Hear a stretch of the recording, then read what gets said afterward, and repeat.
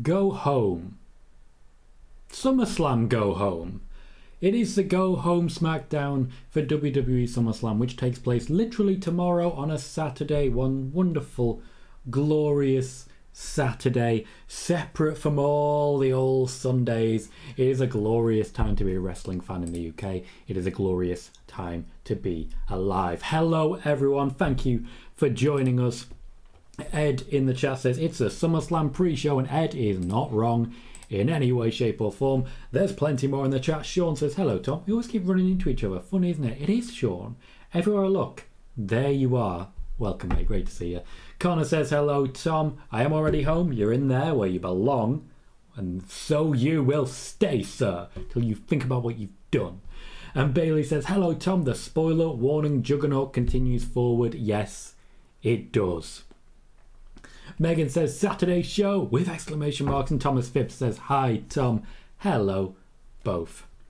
So quickly, just before we start off with the good old-fashioned Donnybrook match, which is a street fight with, that's not Guinness, Guinness is darker than that, with a whole lot more that goes on, let me just talk briefly about the show earlier today.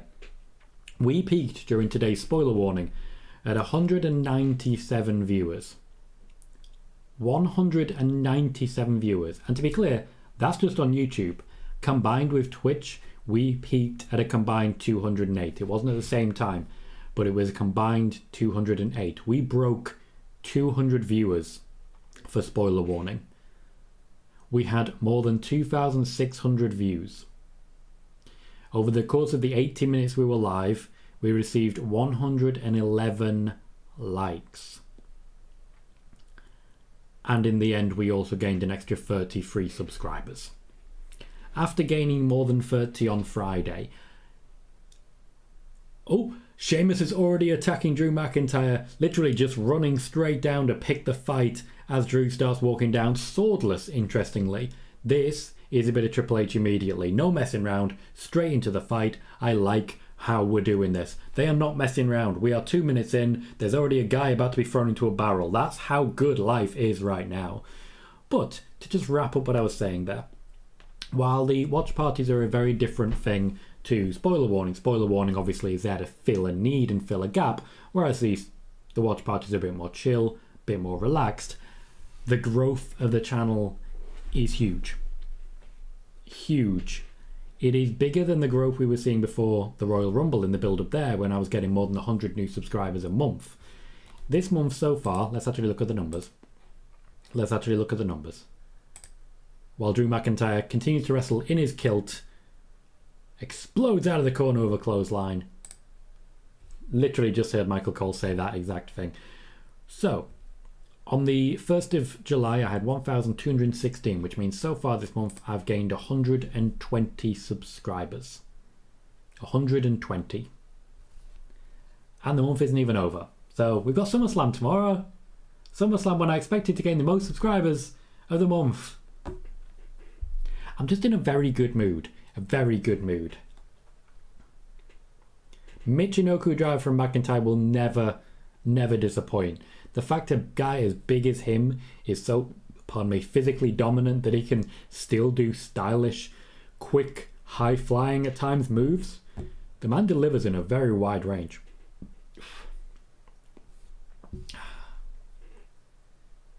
The users... Oh, sorry. Moxie says, acknowledge me. Consider yourself acknowledged, sir. Connor says, I've been thinking about what I've done for almost a year now. When can I leave? You chose this. You chose this. Even if you didn't, you chose this. Megan says, sorry I missed the fun earlier. No worries, Megan. Not a worry whatsoever. The chat got a little bit crazy. It was hard to keep track at times.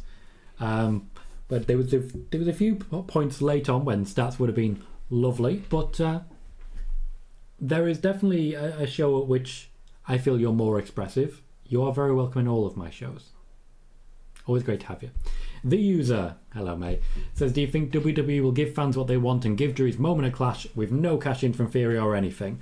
It depends what you mean by his moment. If by his moment you mean he'll win the championship, nah. But I think he'll get a clean match and a clean loss after about 30 minutes.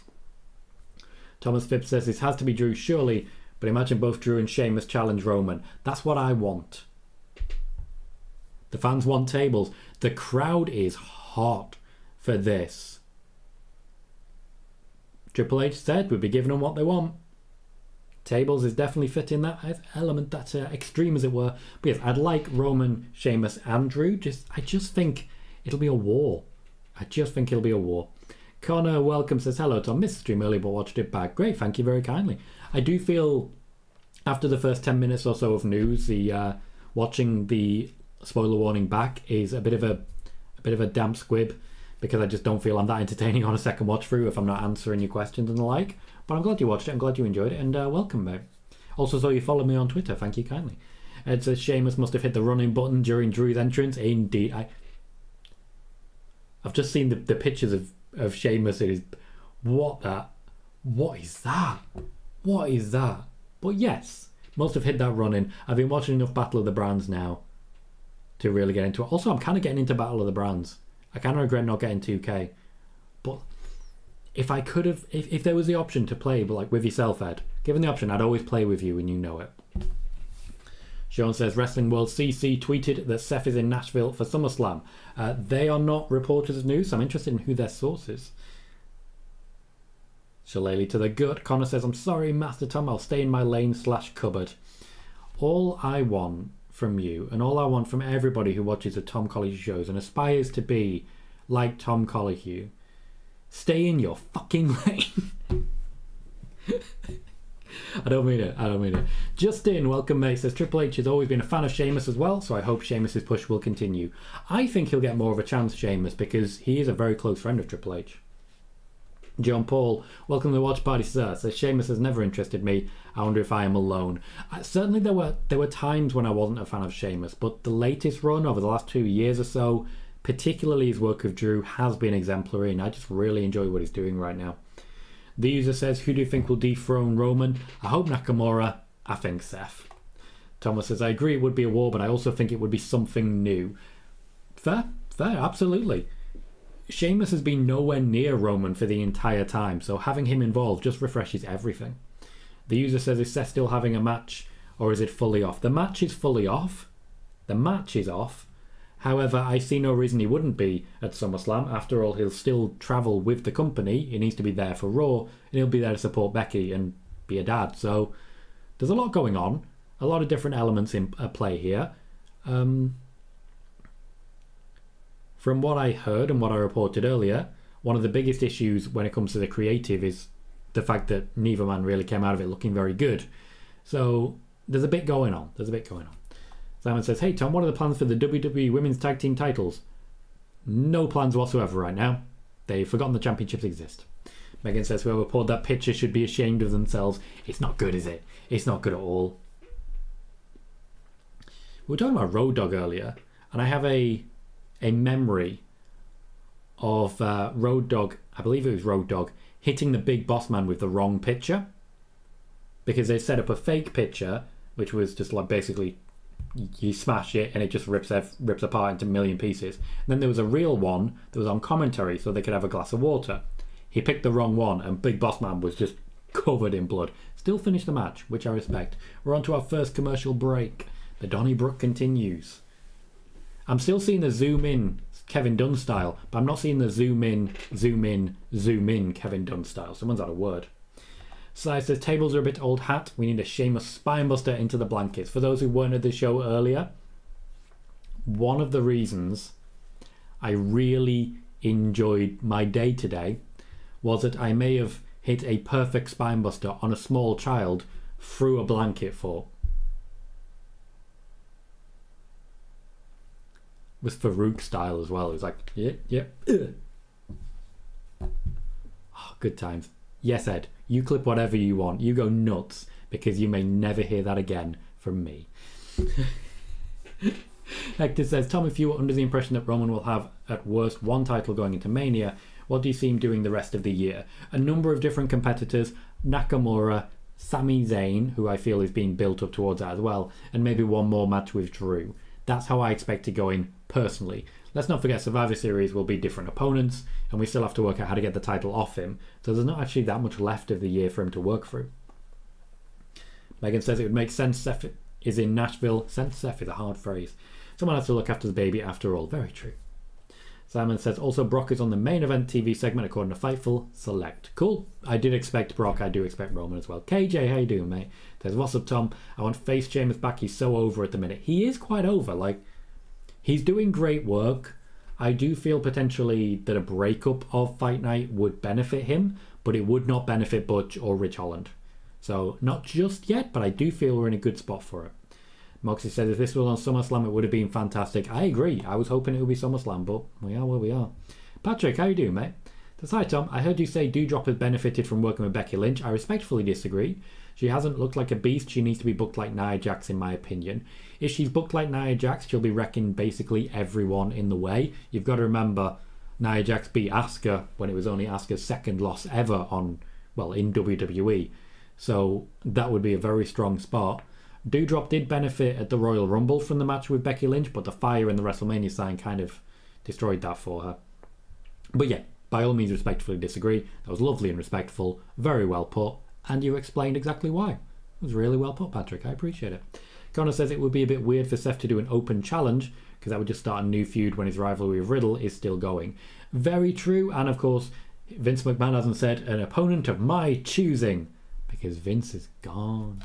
Bailey says, from the earlier conversation today about greatest wrestling what ifs, what happens to wrestling if WrestleMania 1 was a financial failure and Vince goes bankrupt in 1985? That's a very good point. WCW may also never have happened. Just a lot happening there. A lot. Simon says, who do you think the next NXT Women's Tag Team Champions are? I also think Caden and Katana will be winning it. Megan says, Roman and Sheamus haven't gone one-on-one since February 2018, by the way. 2018, that came out weird.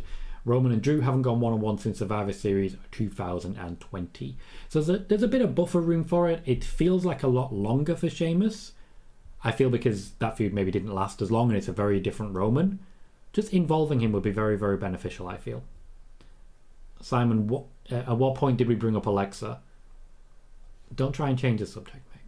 Connor says, I'm always hitting spinebuster on small children. I mean what I said. Nothing. Look, sometimes a spinebuster on a small child is good. Sometimes not so much. There are good and bad times. But sometimes. Pushan says, how to watch SummerSlam live in Mobile?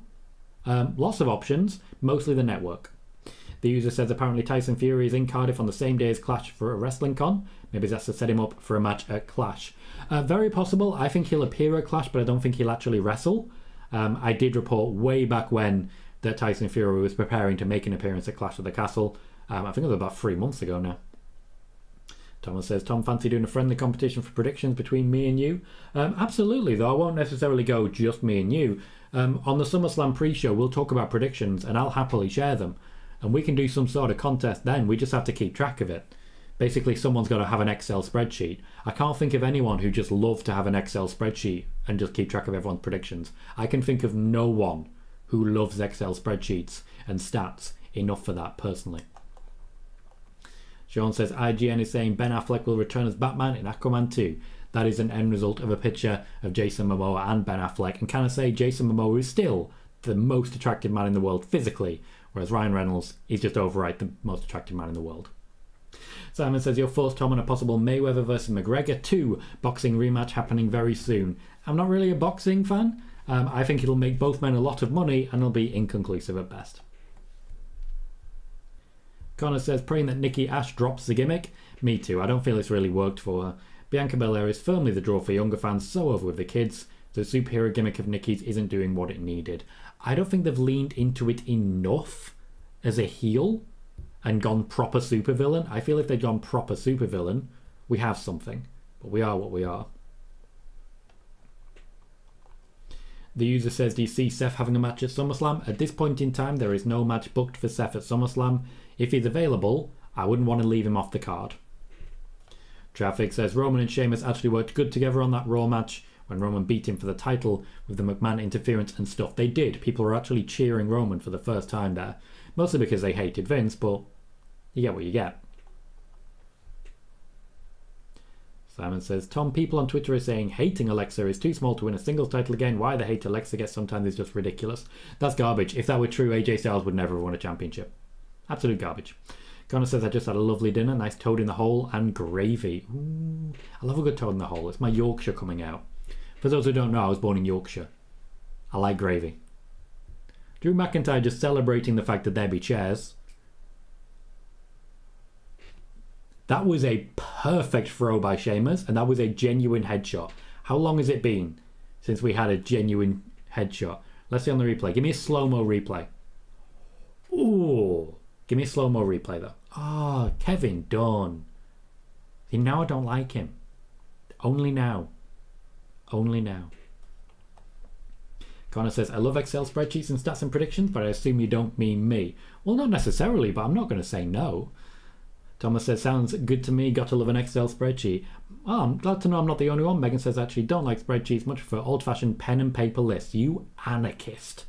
You absolute anarchist. Future Shock DDT onto the chairs. McIntyre with the cover. Sheamus kicks out. Not a surprise. Kept his eyes closed. There is a pro. Kept his eyes closed despite the cover, which, as you guys know, very difficult sometimes because a lot of wrestlers need to watch referees in order to know when to kick out.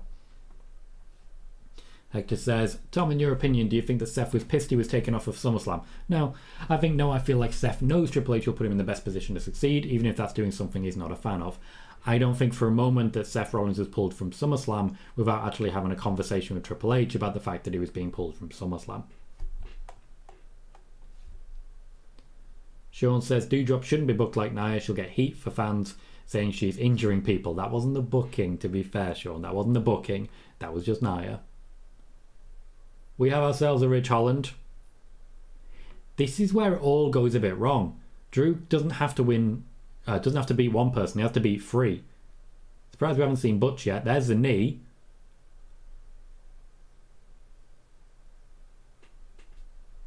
So it's going to be a lot more difficult for that to actually get through, as it were.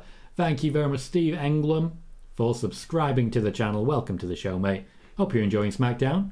You will get, of course, as is listed just here, spoiler warning shows on Mondays and Fridays, the SmackDown watch along, and of course, you will get yourself a SummerSlam watch party as well. Thomas says, Tom, how do you think the Community Shield final will go between Man City and Liverpool? Personally think that we will win, maybe even goes depends. I think 2-1. I do think Liverpool. I think Haaland's just taken a bit longer to bed in than Nunez. And I think with our main goal threat being Salah, who's a bit more comfortable there, we're more likely to see him heavily involved, whereas they've lost Sterling, who was their main goal threat last season. However, I don't think we're going to be winning the league. I think we can essentially catch them with their pants down, and that'll be as far as we can go. Megan says, can't go wrong with good gravy. You are absolutely correct. Connor says, Sheamus had a homing system on that chair. What a nice throw. It was beautiful. Really perfect as well. Just outside of the range, so it still hit his forehead. Connor says, I'm southern, full and through. Still love me some gravy, especially with chips. Chips and gravy is just soul food.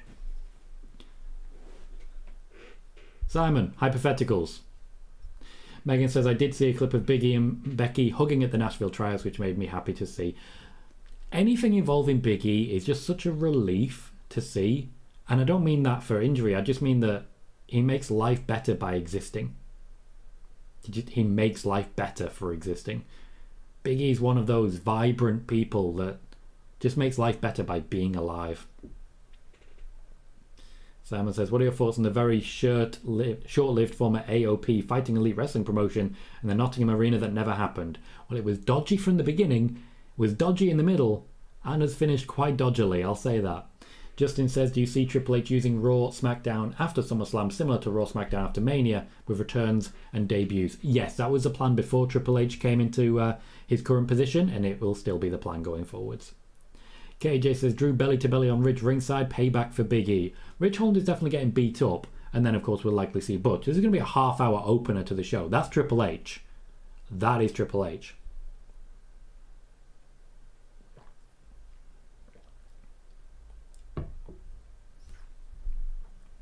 Hector says, I'm not hip to visiting places in the England, but I saw a video of a city called Edinburgh, and it makes me want to visit. Looks like a beautiful city. Would you recommend visiting, or are there better cities to travel to? If you're going to Scotland, Edinburgh is a beautiful place, well worth checking out.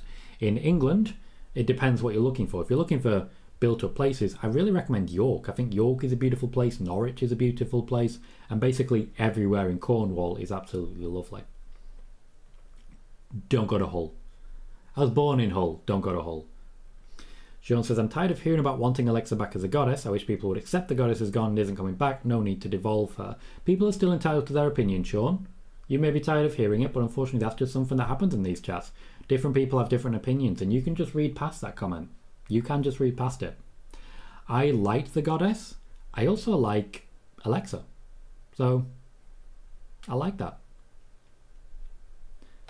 Megan says, Big E is the answer to the question, what if serotonin was a person? Correct. We currently have a match ongoing between Sheamus and Drew McIntyre, but we're seeing a promo for Raw during it. Nothing frustrates me more. KJ says, I'm sure this match would have gotten time, but this has to be a Triple H effect. It would have got 15-20... Pardon me.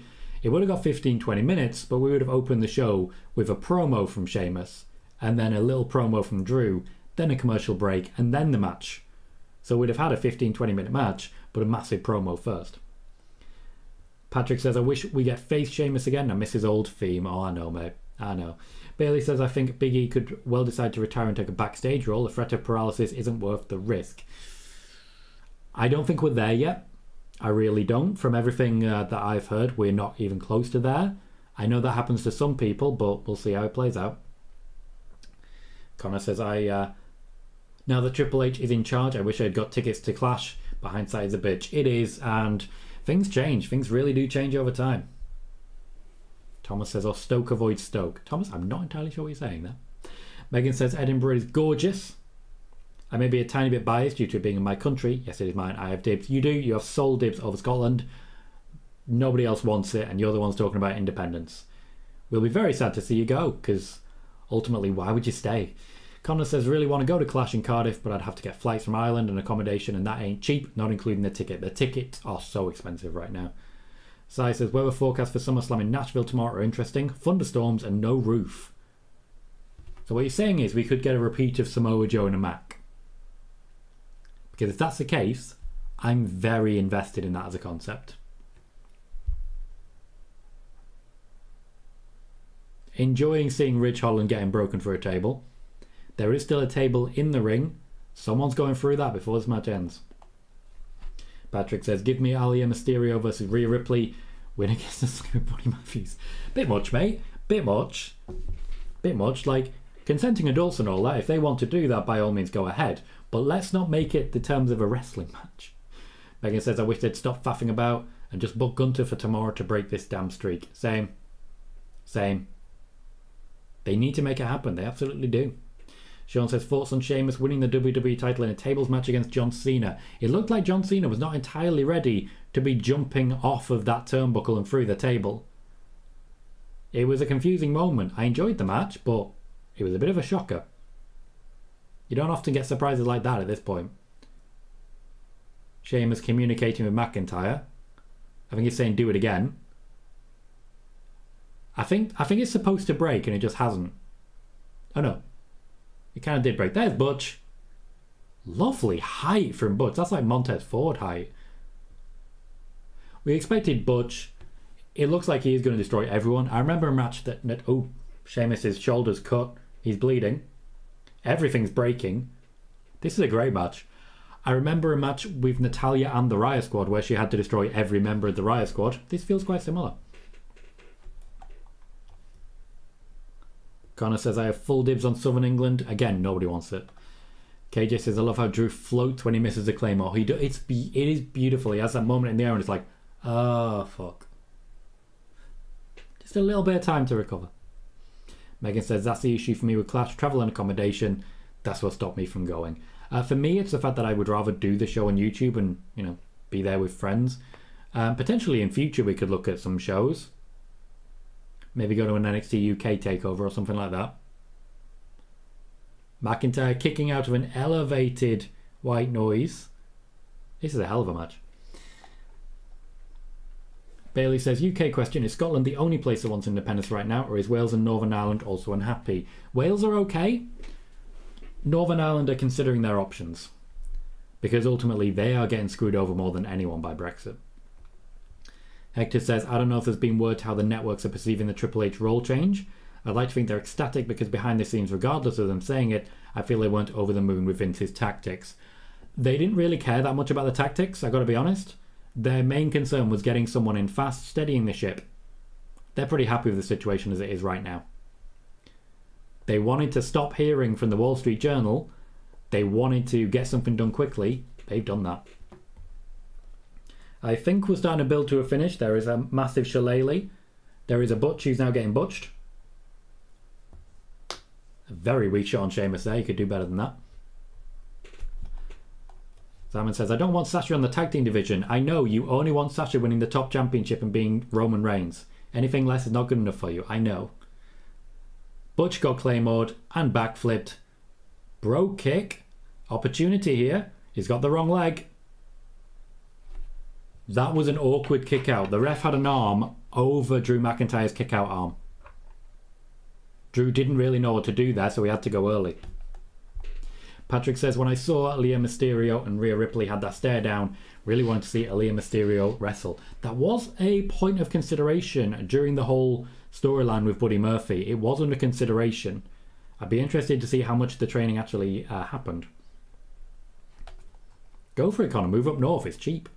Connor says, all my predictions for SummerSlam, a champion retains, which seems unlikely, so I'm worried to see where I've gone wrong. Same. I've gone all champions retaining, and that's making me think I must be wrong on something.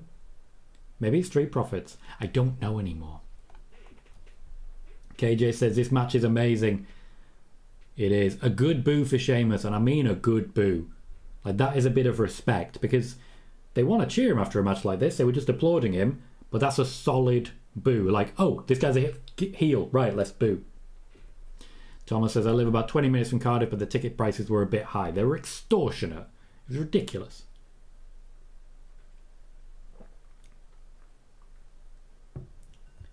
Sheamus powerbombed through the remaining table. The table was a sign that the match wasn't over yet.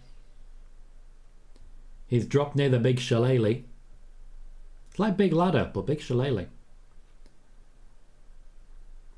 Drew's got quite the expression on his face. He is hurting. These two always really hurt each other. They are loving every second of this, though.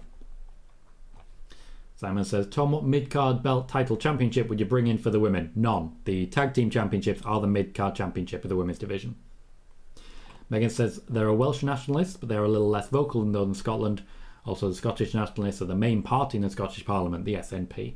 Irish independence reunification has been discussed at various points and will always be a point of contention. Indeed. I think that's a much more in-depth way of explaining it than I was, but yeah, Scotland are definitely making a lot of noise. Ireland are making some noise.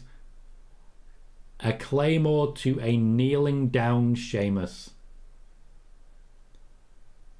That is a match finish. That is a match. That is an opening to SmackDown. That is how you do it. Gonna make a tweet. Sheamus and Drew McIntyre just ushered in the new era. That is how you open a SmackDown.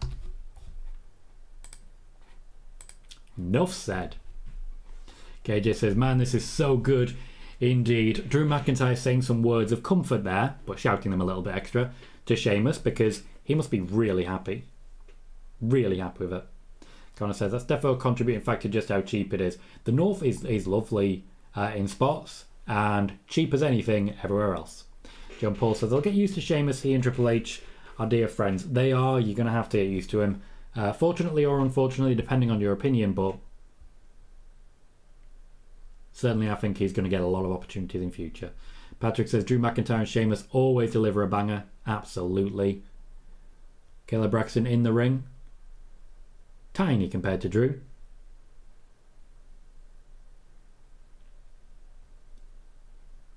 I see someone in a Fiend mask in the crowd and I like that. Simon says, the first football match of the season tonight ended City legend Vincent Kompany's new look Burnley 1, Huddersfield 0 in the championship. Cool. KJ says, sorry Tom, I forgot to like, just did it though. Thank you for the reminder, KJ. If you're watching on YouTube, please remember to hit that like button. That thumbs up can go a massive way to the growth of our channel. Austin Theory takes the opportunity to attack Drew McIntyre with a briefcase.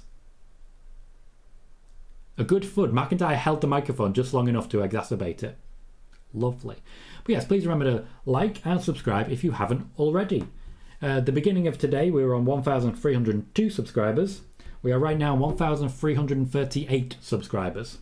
2 more, and we hit the milestone of 1,340, which most people won't know why that's a milestone, but to me, that's a milestone.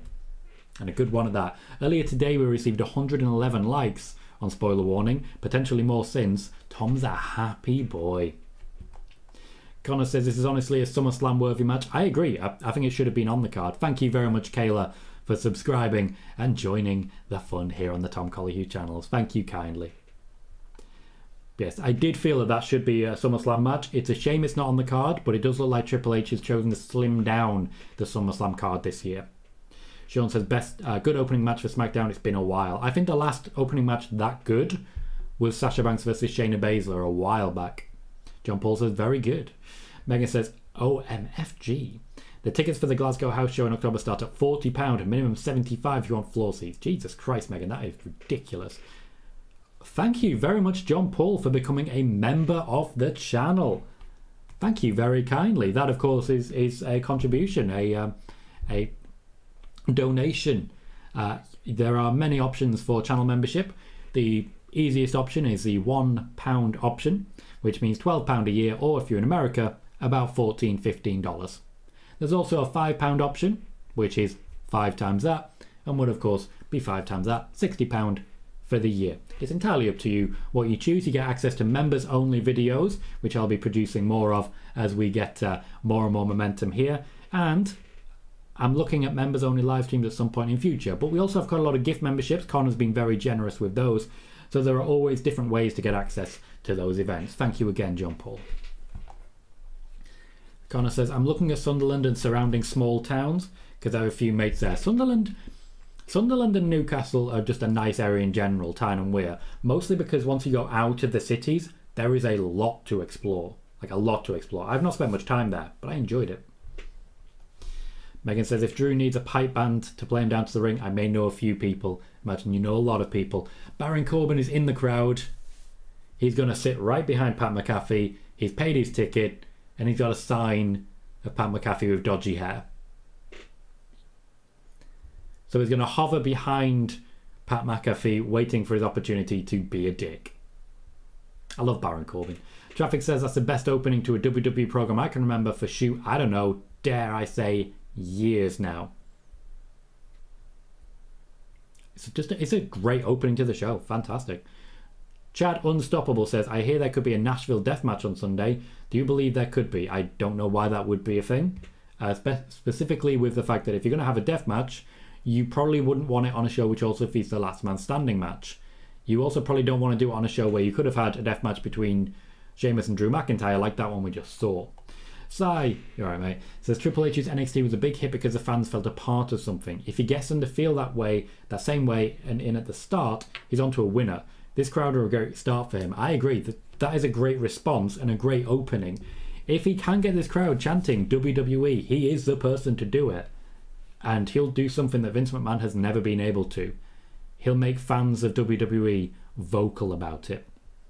Thomas says they don't realise that Scotland and Wales are different countries, do they? No, they don't. They don't. They struggle over there. They struggle.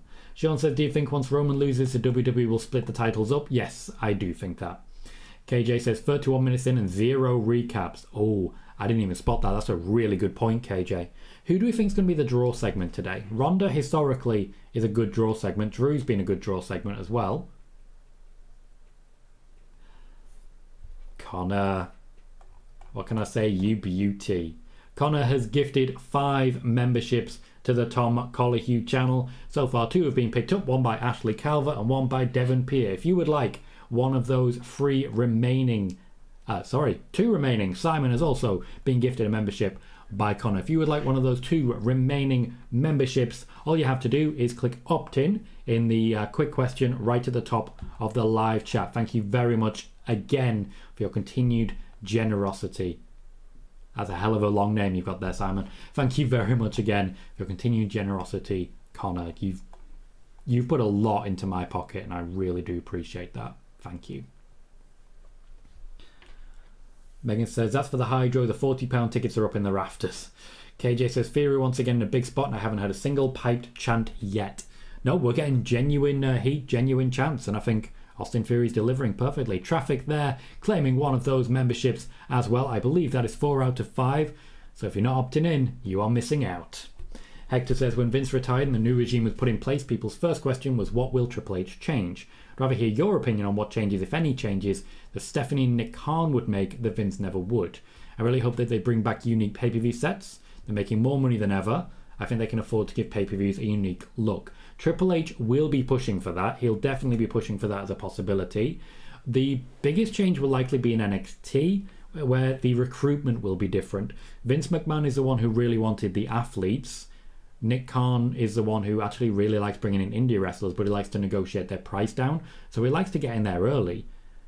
When it comes to the major changes, I think recruitment will see some big changes. I think we'll see more limited date contracts as well, because basically Triple H is going to be more on the side of the workers. But I do think it's mostly going to be front of house that we see the changes. Mostly going to be front of house. Also, Stephanie McMahon, unlike Vince McMahon, is not so afraid to jump in front of a camera and talk to people. No, Abzino, I do not have a link to watch SummerSlam for free. I'll be watching on the WWE Network. Megan says, I love going to Newcastle. It is a beautiful city. Simon, I'm not sure. I wish him luck. I think Burnley are a good first team for him. I hope he doesn't immediately get called up in the same way that, for example, a Frank Lampard didn't quite work for him. Connor says, just notice the Irish flag behind the commentators is backwards. Wow, good spot, Connor. Good spot. I like Baron Corbin's shirt. Also, the man can really wear a hat. KJ says, Corbin doesn't get nearly enough credit. Man, he's really good. He is. He's a classic heel. We have our first recap. It's a recap from Monday Night Raw featuring Roman and Matt Riddle. I'd imagine this is going to be about the injury. The supposed the kayfabe injury to Riddle. So I have no issue with this recap. Patrick says, I don't get why people think Hunter is going to re-sign people. Nick Khan may not want these people. That's true. Triple H isn't the be-all and end-all. He can't change everything. He can't. That's not something he has the power to do. If Nick Khan has fired people, it's because Nick Khan has fired people. And he's not guaranteed to be bringing anyone back. Moxie says, Liv Morgan or Pat McAfee, I think will be the draw segment. Pat McAfee's a good shout. I do feel like going long-term with him, but Pat McAfee's a good shout there. Connor says, everyone enjoy the great content. Thank you, Connor. Patrick believes Rhea Ripley should dethrone Bianca Belair. I completely agree. And KJ says, first recap after 30 minutes showing Corbin and Pat last week. I forgot that. I literally watched it and forgot. Good spot. Simon says, Tom, what perks do as a free member subscription get you, as I just got one? Thank you. Well, the membership gives you the initial perk. You get access to certain things on the community tab. I'm using that more lately to sort of define certain videos that people want to see. So if, for example, I put out a community tab poll asking what content you want to see, you'll be able to see as a member that other people wouldn't, and you'd be able to determine what content you want. There's also free members-only videos, which are episodes of Nick and Tom's Intercontinental Adventure, which is straight from PW Torch, myself, and Nick Barbatti. Now, in the future, I'm planning to expand that, but a free membership gets you exactly what a typical membership does. You get access to those videos and certain behind-the-scenes features, which I'm planning at the moment. So he says, Vince had nothing left to prove. He's seen it all, done it all, and won every war. Triple H has a lot to prove, especially after it looked like he'd lost a lot of it. Lots of reasons to be optimistic. I agree. We are running down the entirety of the SummerSlam card, it seems like now. Just seems a little bit much. And also, yes, as Connor says, Simon, you get emotes in the chat. Why are we running down the entire SummerSlam? There's 2/3 of the show left. I don't understand. Simon says, Liv Ronda versus Sonya Natty tonight. Ooh, okay. Okay. I like this. I like this as a concept. Why not?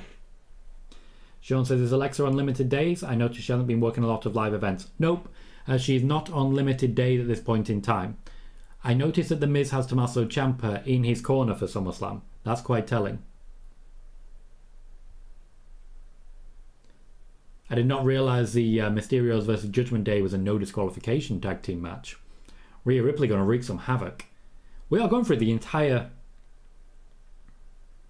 Literally, we're going through the entire thing. Jesus.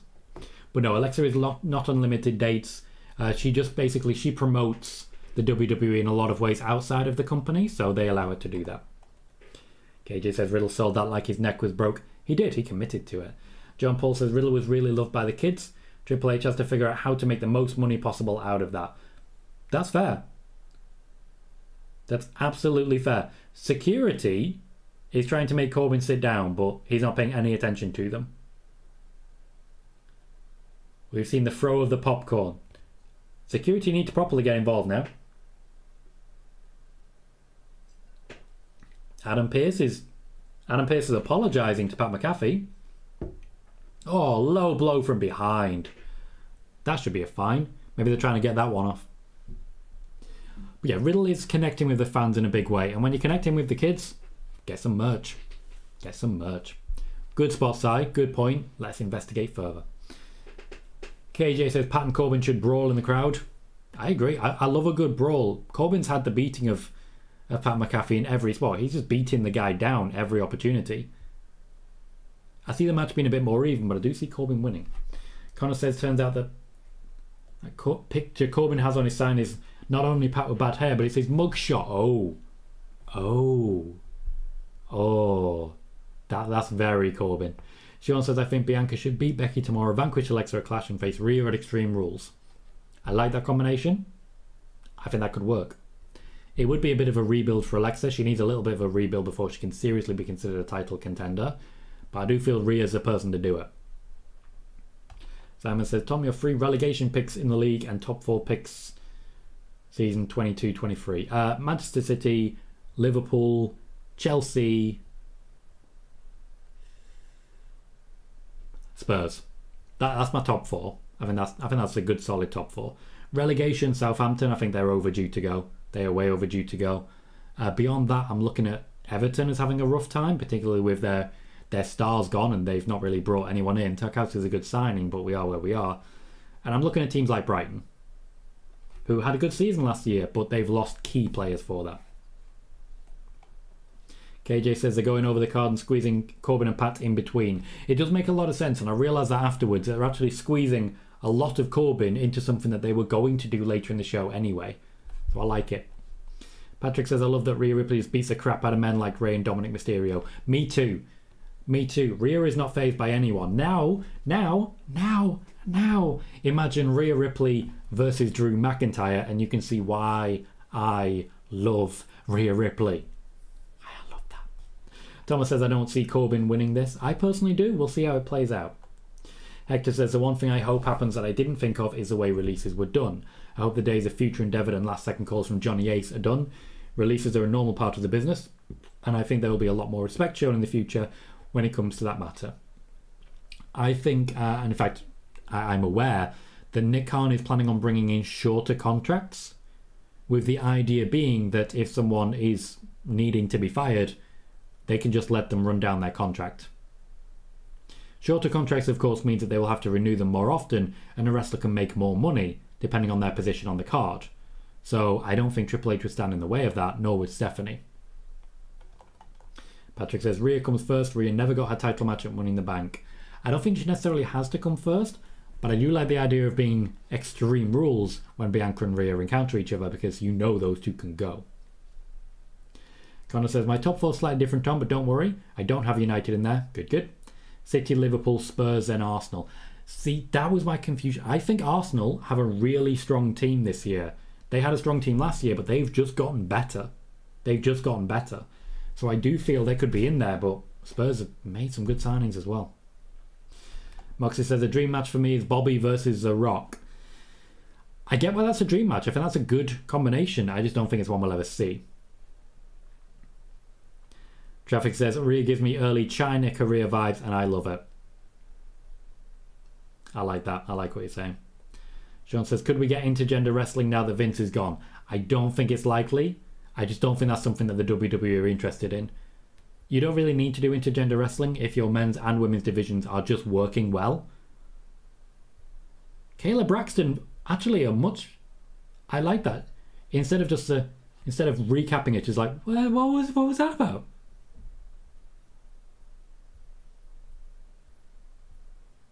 This is good.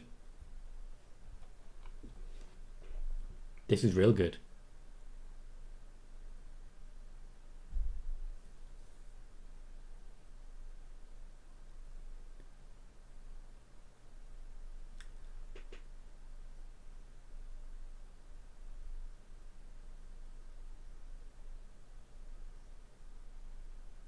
Can I just say, that was a hell of a promo. It's not even finished.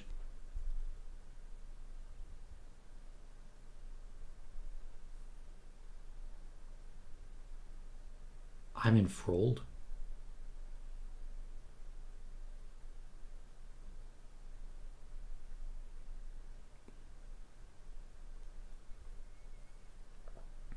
You can't say Cardiff.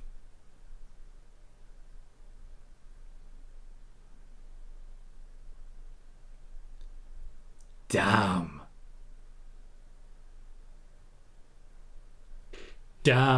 Okay.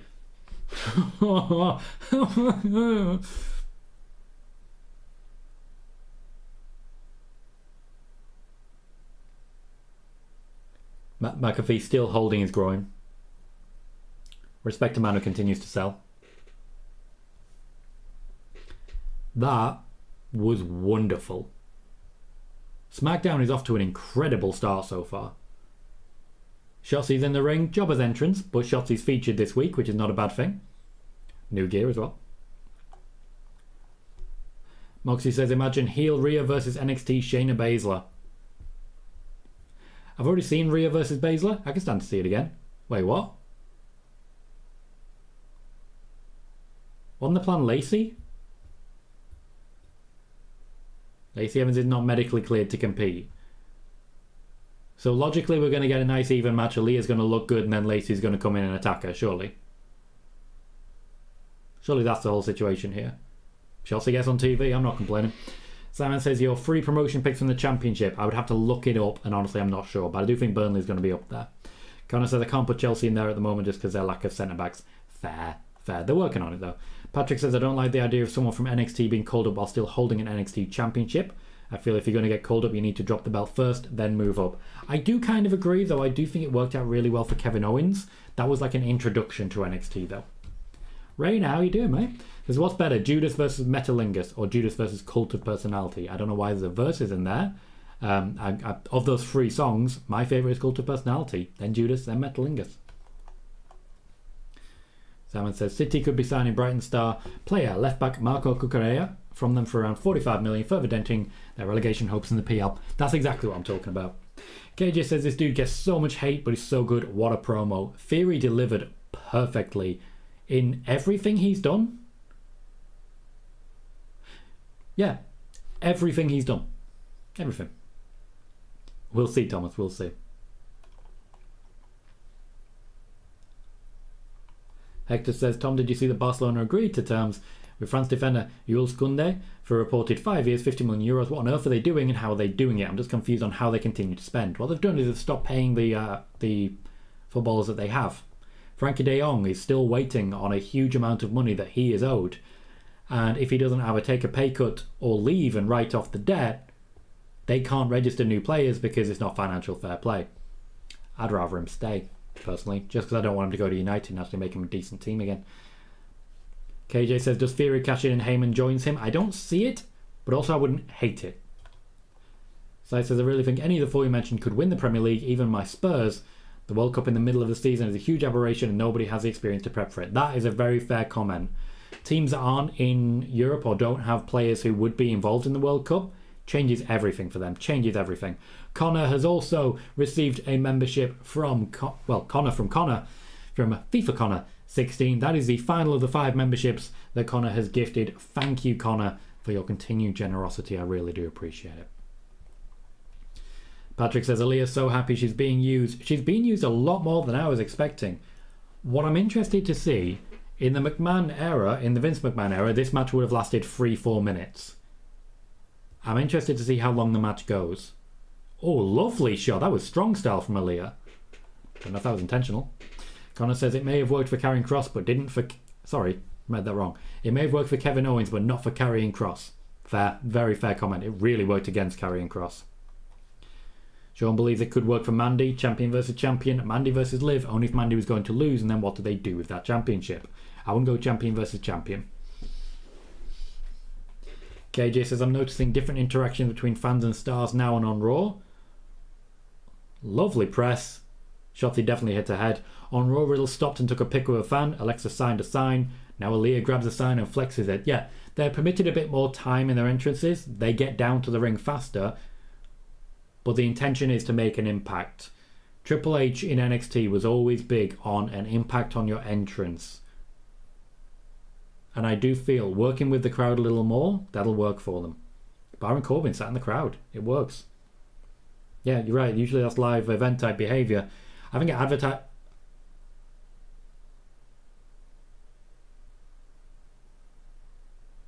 Was that a fisherman DDT? Well, Aliyah lost. Not very long, 4 or 5 minutes, but a bit more to the match. They worked on the outside for a little bit. Okay, so that move is called the Never Wake Up. Lovely finisher. I genuinely thought she landed firmly on her head. So no sign of Lacey Evans. I'd like to know what's going on there. I think essentially that storyline might be rewritten. It might be rewritten entirely. Patrick says it won't work for Mandy Rose. I don't see her being pushed under Hunter. I mean, we'll see how that goes. I think she's got a really well-defined character now that will be pushed by anyone. Simon says, your thoughts on how many goals Haaland and Nunez each score for City and Liverpool respectively. Haaland I can see getting 20-25 as the focal point of City's attack.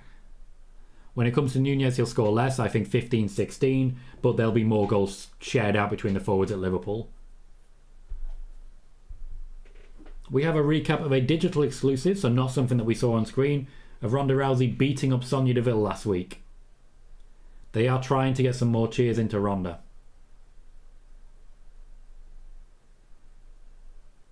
Okay, so we're interrupting a photo shoot.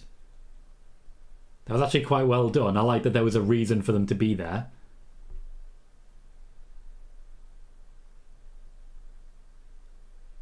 Actually pointing at the camera. I like this. I like this. Sonya Deville has arrived. Any time in which Sonya Deville is being pushed is a happy Tom time. Sean says, Shotzi is talented and underrated. Justin said, I've never seen the hype in Shotzi at all. It may be that we just haven't seen enough of her wrestling matches longer than 5 minutes. Ronda Rousey just wandered off and left Liv alone. We've cut back to the ring where Shotzi's speaking. She didn't even... Oh. She's about to be sacrificed. Ronda Rousey and Liv Morgan are the draw segment. Shotzi's about to be sacrificed. She didn't even get to cut even close to a promo. Patrick says Aliyah losing was a bad decision. I suspect the reason she lost was to build up Shotzi as a heel so that she can now be fed to Ronda. Real simple stuff. Real simple stuff. They're just trying to keep Ronda getting cheered. John Paul says, how does that build the Evans feud? It doesn't. The fact that Evans wasn't involved makes me think that Lacey Evans might have been written out of this feud. If Lacey has been written out of the feud, it suggests a Triple H reset button.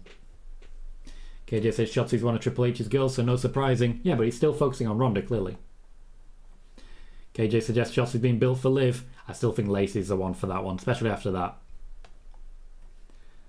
Hector says, pardon me for not knowing, and you seem to know more when it comes to the Premier League. What happened to Man U since the Sir Alex Ferguson days? I remember them being constant at the top of the table. Seems like they've fallen back a bit since then.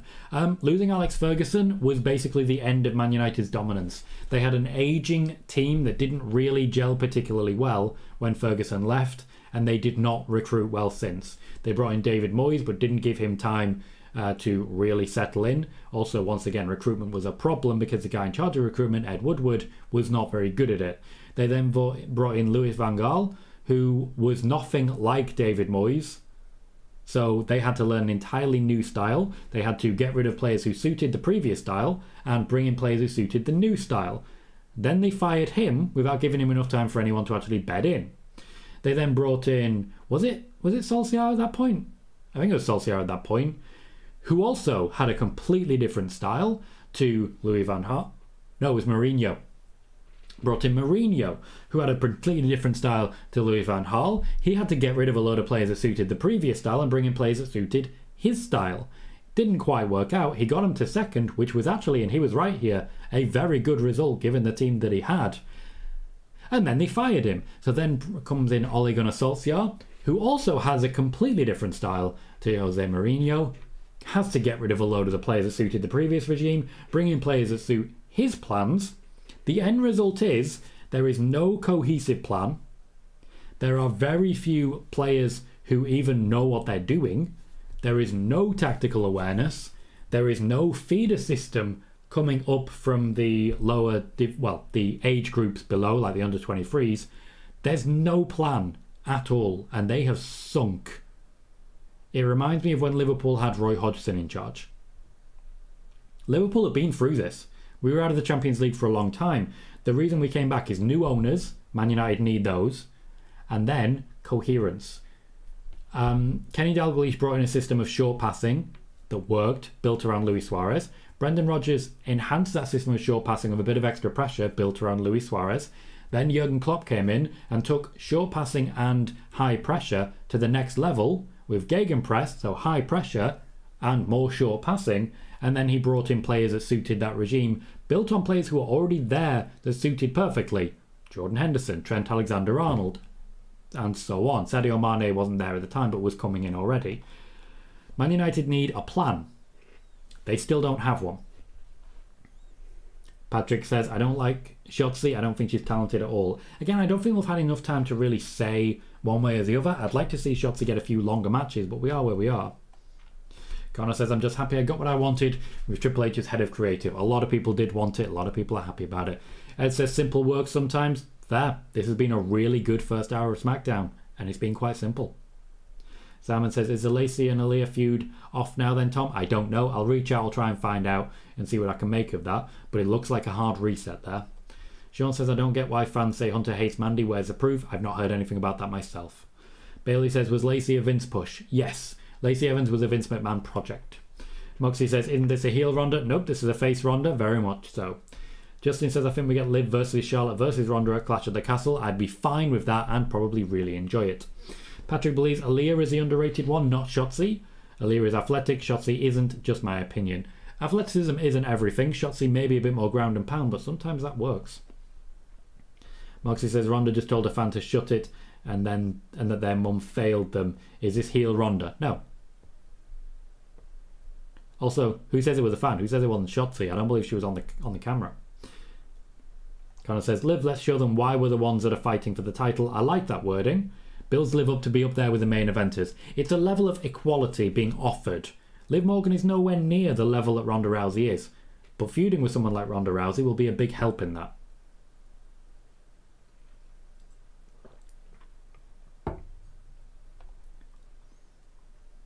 Patrick says, fans want someone new as champion, but all I see is people wanting Ronda Rousey to squash Liv Morgan so much for wanting someone new. Yeah, here's the thing, and Triple H has actually been open about this. It tends to be that when you give internet wrestling fans what they want, they hate it. A lot of WWE fans aren't fans. They are there just to hate on the big guy. That's all. They are just there to hate on the big guy. They have fun with that. Connor says, basically it comes down to mainly to the board being useless at their jobs, assigning players and managers, and having a plan. We need new owners. You definitely need new owners. Connor says, fingers crossed Eric, that's Eric Ten Hag, can get us back on target and hopefully he gets given time. I do feel Solskjaer had time, and the fact that they had a caretaker in before Ten Hag suggests to me that this is the plan. They have a plan now. Losing Pogba suggests a plan is in place, but he's not had the signings yet. There's a lot of work still to do. A lot of work still to do. I honestly hope they can get back to that level. I really do, but as much as anything, I just want people to take points off City, because we can't do it alone, guys. Ed says, so John Henry and Fenway Sports Group are doing well for Liverpool. They're doing fantastic for Liverpool. As a Liverpool fan, I could not be happy with their work. Genuinely.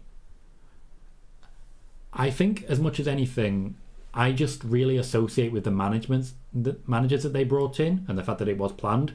Brendan Rodgers I really liked at Swansea, and I think he did a great job, genuinely. Jurgen Klopp, though, I was a fan way before he came to Liverpool. I wanted him. I didn't believe we'd get him, and then we got him. For a while after we first got Jurgen Klopp, every time I saw him in the dugout, I said to a friend of mine who I'd watched football with that it was CGI. That we had no manager. They had a caretaker and they had him wearing a mask that they were just generating Jurgen Klopp's face on. Because we couldn't possibly have Jurgen Klopp. But we do. And oh my god. Good heat for Sonia. Very good heat for Sonia. Good heat for Natalia. The crowd are really, really enhancing the show tonight. Simon says, is it true, Tom, you're down to Adrian in goal tomorrow? Possibly. I know that Alisson's carrying a bit of a knock. I can't guarantee it. I'd rather play Adrian and have Alisson fit for the start of the season. But to be fair, Adrian did start quite a few games at the beginning of the season a couple of years ago and did a very good job. He's not a bad goalkeeper at all. I don't think he's a Haaland level goalkeeper, but he's still a good one. Thomas says, Ronda point towards the crowd when she said shut up. Well, that's what it looked like. Fair enough. You guys may have seen something different to me. It's always good to know that stuff. Sonia Deville making sure she's visible in the background. Liv Morgan doing the exact same thing. I liked that. Sean says, I'm not a fan of dominant reigns unless it's good, like CM Punk. I'm tired of Roman and the Usos hold on top of the division. I'm a bit tired of it as well, though I do feel it's one of the best we've had in a long time. Hector says, I really hope they don't overbook the Judgment Day Mysterios match, because I could definitely see a scenario where we see Dom turning as well as Edge returning. I hope they do it correctly, though. Me too. I completely agree there. I like one or the other. I think a Beth Phoenix return, basically equalising Rhea Ripley, but not an Edge return, could be a lot of fun as well. Patrick says, if we do get a triple threat through with Liv, Charlotte and Ronda, who gets pinned? Liv pins Charlotte? Yeah, quite possibly. I think Charlotte's one of those people who would actually like to give Liv the rub. Charlotte has petitioned in the past to lose certain matches. She's petitioned for a loss to Alexa Bliss for a few years. It just hasn't happened because Charlotte's Vince's favourite. Well, here we are. Connor says, having a plan is important. Lots of people underrate how important having a consistent plan is to give Eric the players he wants and the time, and he'll pay it back, but the signings are needed. If he can get De Jong, you've got a really good start there. If he can give more game time to Sancho, I think Jadon Sancho is a great player. If he can keep Varane fit. But it's a lot of ifs. Honestly, I think getting back into Champions League contention would be a massive triumph at the moment. Man United are sinking right now. You got to get rid of that rot. You've got to right the ship. All I would be hoping for is that, because my concern is that Ten Hag coming in, he'll be working those players to the bone to get their stamina up. But they don't have it. They don't have the stamina. So he could be working them too hard at this point to try and get there. SummerSlam is indeed this Saturday, Resident Evil. I'm excited for it. Patrick says, I wonder if Charlotte will lose more and give back more under Triple H. We'll see. It's hard to know. Also said Ronda isn't a draw, which, to be honest with you, Patrick, is just not true. It's just not true. It is provably untrue. Thomas Phipps says, well, I'm off, Tom. See you tomorrow for SummerSlam, and hopefully we'll be celebrating winning the Community Shield. Thank you very much for joining us, Thomas, and I look forward to seeing you tomorrow. Fingers crossed. Fingers crossed. Ronda just blind tagged in by spanking Liv, which is certainly a way of doing it. They actually seem to be working pretty well together, but they also seem to be essentially faking the can they coexist Just let it happen. Just let it happen. KJ says, I'm confused as to why Ronda matches are never confirmed. It's a good question. It's a genuinely good question. We know she'll be there. They don't really push it. You'd expect them to push it more with Ronda. She is one of those names. Moxie says this would be a perfect time for Shayna. So we get Ronda versus Shayna at the UK pay-per-view and Liv versus Charlotte at the UK pay-per-view. I would love that. I hope that's where we're going. I hope.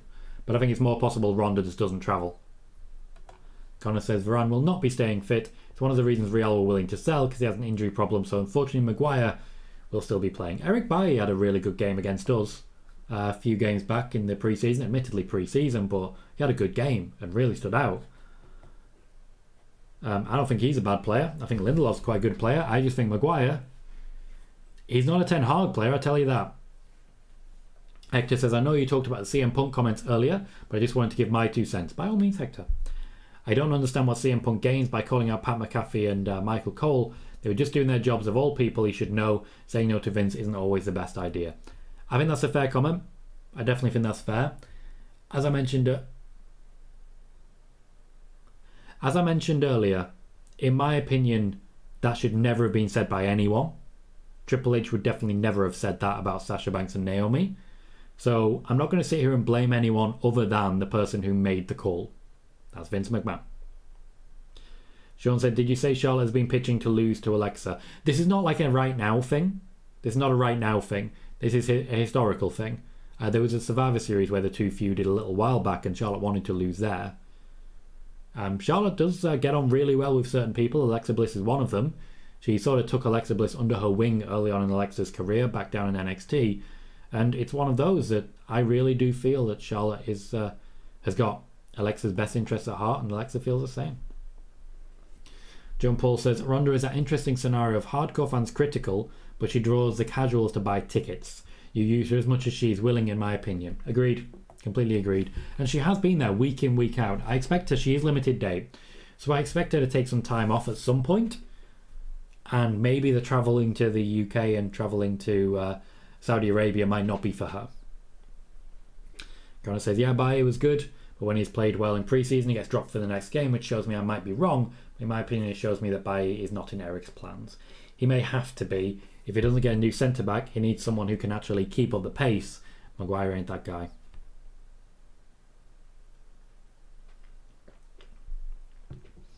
Sai says, this show definitely has a different feel.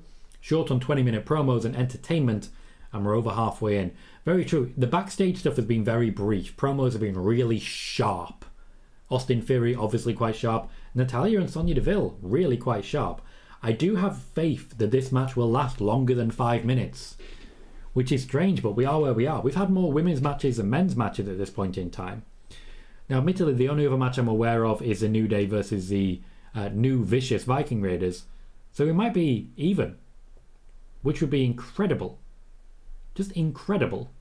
It feels like a very different show. I'm looking forward to a bit of Gunter as well.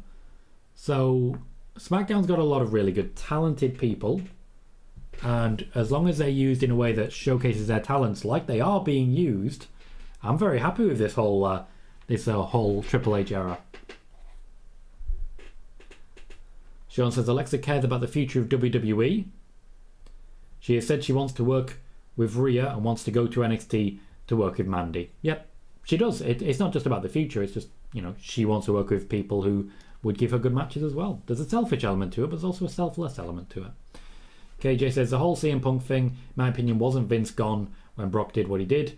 How can no one take that into consideration? Vince probably barked that in Graves' ear. Also, Brock returned early in show. Yes, all of that is true. Says, Fightful said he returned 30 minutes into the show, plus Vince wasn't there to make the call, but he wouldn't have had them say it. He wouldn't have had them say it, no, especially with Brock returning. So there was very different situations happening there. But once again, I don't feel anyone should have been called out like Sasha Banks and Naomi were. Patrick says, I'm tired of bitter old Punk shit-talking WWE when he said he wants AEW to focus on themselves and not WWE. I'm not going to blame him if he was asked the question. I do feel we need to respect the fact that quite often CM Punk gets asked questions about WWE and then he gets crap for answering them. I do feel that needs saying. Sean says, how long do you see Apollo in NXT? A while yet. There are no plans for him on the main roster.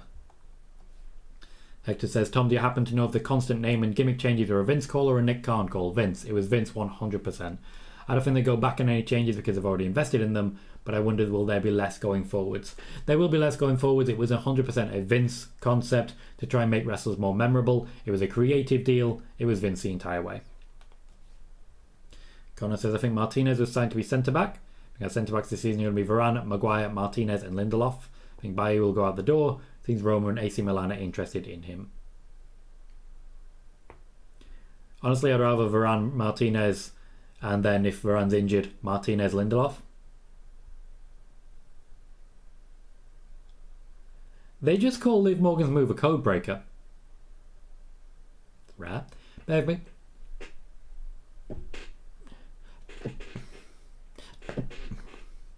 Liv's getting overzealous and it's making her look dumb. I don't like the whole I choose not to tag out thing. It literally just makes you look dumb. And it could potentially cost you a match. KJ says Punk has his points, but he's just a salty X-Man. Still a fan though. Once again, if he was asked the question, then there's no real way around that. Sean says the Triple M segment isn't in the plans by Fightful. Interesting. We know that Max Dupree is not going to be involved, but Max Dupree is. They did promise it last week. Interesting. Fightful have been wrong about a few things over the past few weeks, so I'm going to see what happens. I'm not going to take it for red, but it's certainly telling. KJ says he can turn down the WWE questions. The more he answers and craps on them, the more he'll be asked. But it's good to create hype and talk. Fair comment. That's a very fair response to what I've said. Very fair comment. Connor says I think Maguire can fit in Eric's system. Will probably be used in the way Blind was used by Eric at Ajax. Basically the last guy. The honour guard. Steve says, can people sneeze now that Vince is gone? Good battle there. Yep, fair. There. I may have to stop aborting my sneezes. Just for the sake of celebrating Vince going. Good spot, Steve. That's a lovely, lovely thing to say. Hector says, speaking of football, still baffles me that Barcelona had Messi, Neymar and Suarez and never won a Champions League title and didn't necessarily dominate. No, but Suarez was sort of coming to the end of his career. Liv, tag.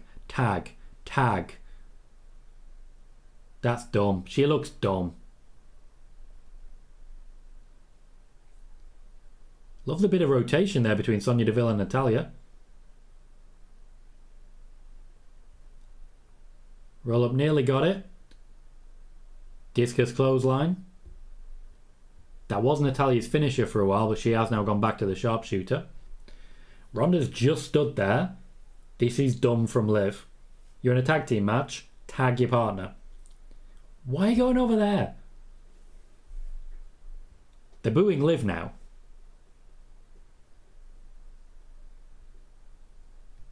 The fans are booing Liv.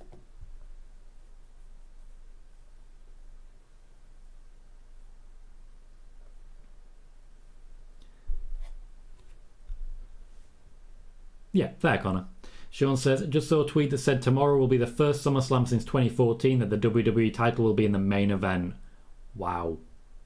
That's definitely true as well. I'm thinking back to all SummerSlams previous. That is 100% accurate. WWE title has not been the thing for SummerSlam for a while. Admittedly, Universal Championship has been there and thereabouts, but been a lot going on for it. Patrick says, I don't get why people want stars like T-Bar. I don't get why people want stars like T-Bar want their old names back. You can build him up by having on Raw and giving him wins. Changing that won't change your booking. There is no evidence to suggest that T-Bar wants his name back to my knowledge.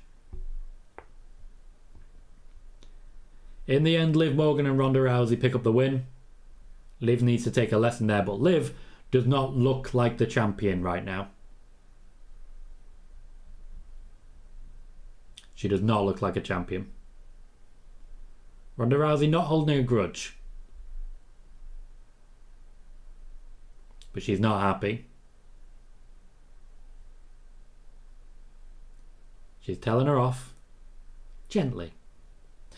Connor says that's why he plays okay for England and was good at Leicester. Deeper defensive line. So Maguire can just stand there and tackle, which he can do, and pass, which he also can do, just making him run. I didn't get that last part.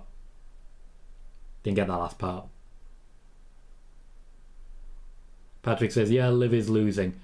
Certainly I don't feel too confident, but I also don't necessarily not. Ed says, sounds like SummerSlam stream might be built for a run-in. Were we even talking about that?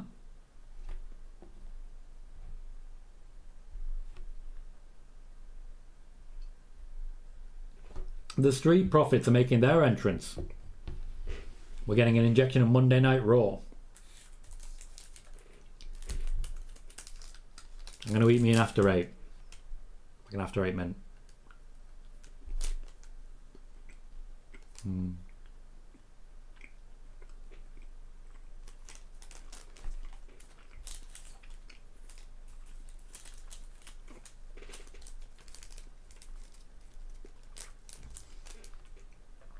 Do we think that the Street Profits actually stand much of a chance?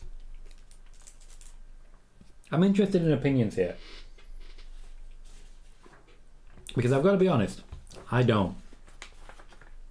I really don't think they've got much of a chance. Sounds like we're about to see Jeff Jarrett.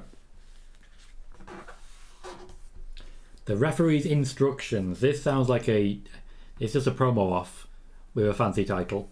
But I'll take it. It's different. Gotcha, Connor. John Paul says, I know you didn't like it, but this is a creative throwback. A match telling a story in lieu of promo packs. I applaud it via 1985. What? I don't understand. Do you mean the tag match? Like, I didn't say I didn't like the tag match, I said it made Liv look dumb. The match was good and solid, and they needed some tension, but it did make Liv look dumb. Patrick says breaking up the Street Profits would be a bad idea, but people want this breakup to happen, so I don't want to hear complaining about WWE breaking up tag teams. Fans are asking for the breakup. They are. Gotcha, John Paul. Okay, gotcha, John Paul. I didn't dislike the match. I do feel it makes Liv look dumb, but that doesn't necessarily mean I dislike it. Traffic says, I hope the Profits don't win, since it'll probably lead to another match between the two. Time for another team to get a show. I agree on that. I do want them to split up the championships again, just so that we actually get some tag team feuds at some point. The lack of RK Bro is not helping that situation, but I do feel people like Alpha Academy should be in the conversation. You've got the New Day, you've got the New Vicious Street Profits. There's decent teams out there. Hell, I also wouldn't be angry at the what are they? Los Lotharios being involved in that. KJ says Double J is a busy weekend. Tonight's SmackDown, SummerSlam tomorrow versus Flair Sunday. He is a busy, busy man. Connor says the Usos are definitely winning, just not sure if the Street Profits will split just yet. That's the more telling one for me. I do feel one of the Street Profits is getting a guitar on their back, but will it be from the other one? Connor says, couldn't tell if they were angling Liv as a face who might use heel tactics to win. Also a fair shot. Yeah, it's a fair comment. Liv did not look like the face there. If anything, Ronda looked like the face, which only makes me more confident that Ronda's turning heel soon. John says, do you think one of the title matches will open tomorrow? Yep. I think we're probably going to open with Becky versus Bianca. Just, it's going to be a great match, you know. Hector says, remember when Titus O'Neil was suspended for essentially touching Vince? Well, Vince is gone while Titus is well respected and will be around for a while, considering his work as an ambassador. Funny how things work out. It is funny. It's a very strange world we live in, where lots of different things happen, particularly different things that you do not expect to see. The world's crazy. The world is crazy.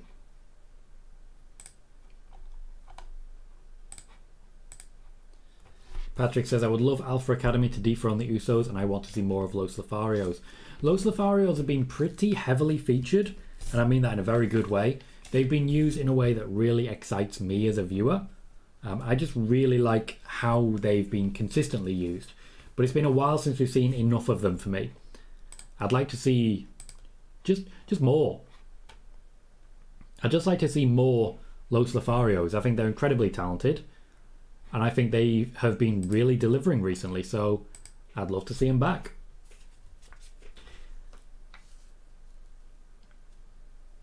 The Usos now on their way down. Good response from the crowd. Heel or no heel, it's still a great response from that crowd.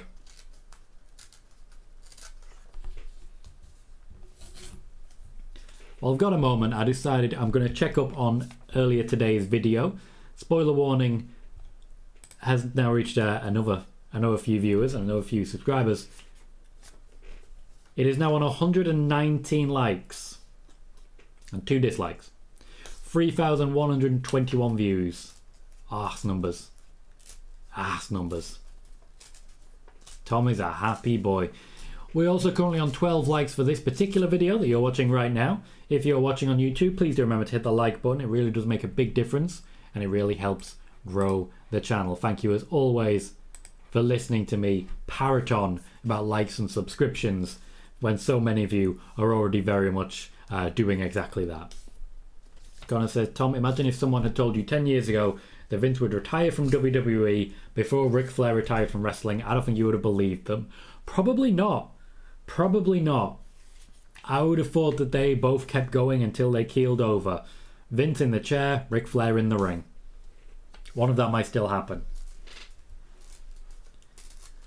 And here comes Jeff Jarrett to a lukewarm response. He didn't give the crowd enough time. Didn't give the crowd enough time to actually react to him. Traffic says, put the belts on Los Lotharios and have Gunter and Ludwig go after Lotharios. Make Gunter a double champ, build him up as much as possible. I don't care. I don't hate that, but I wouldn't be doing that. I would potentially be doing that if we split the championships, but we'll see how it goes. Patrick said, this is why unifying the tag team championships is a bad idea. Teams like Alpha Academy, Los Lotharios, Viking Raiders don't get opportunities. True. It's good to see the New Day sort of at a distance. But I do think, for example, Fight Night would be great tag champions. Give them the tag belts in the New Day style of round robin. I'd be a happy boy with that.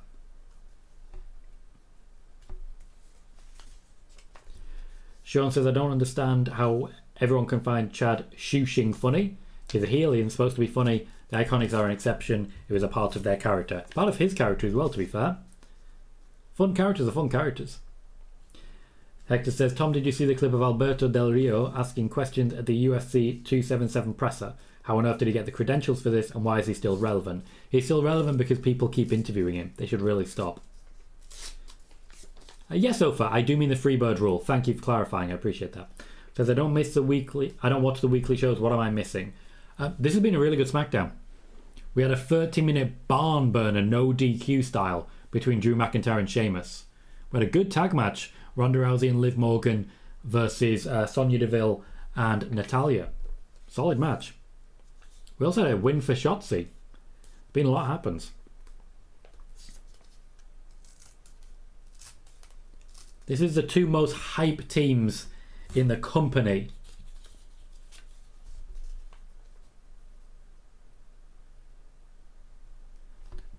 Dawkins missed his cue there.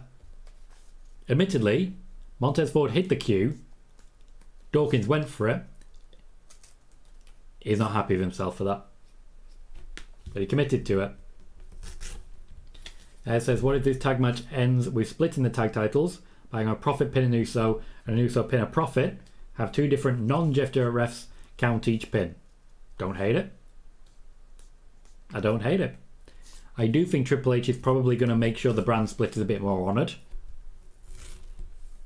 We'll likely still see a lot of Austin Theory, but I don't think we're going to see much of Matt Riddle or the Street Profits on SmackDown in future.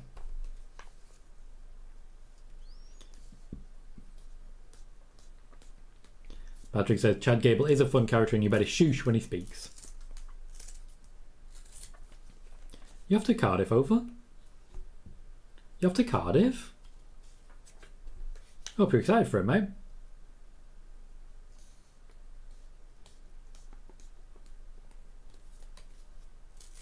Jeff Jarrett is trying to get a wrestle go. Trying to get a wrestle go. What?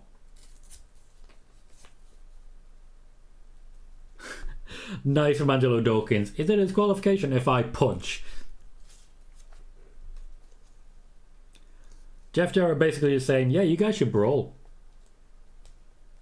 They keep brawling exactly where Jeff Jarrett is. He has to keep moving corner. Oh, that was a super kick and a half.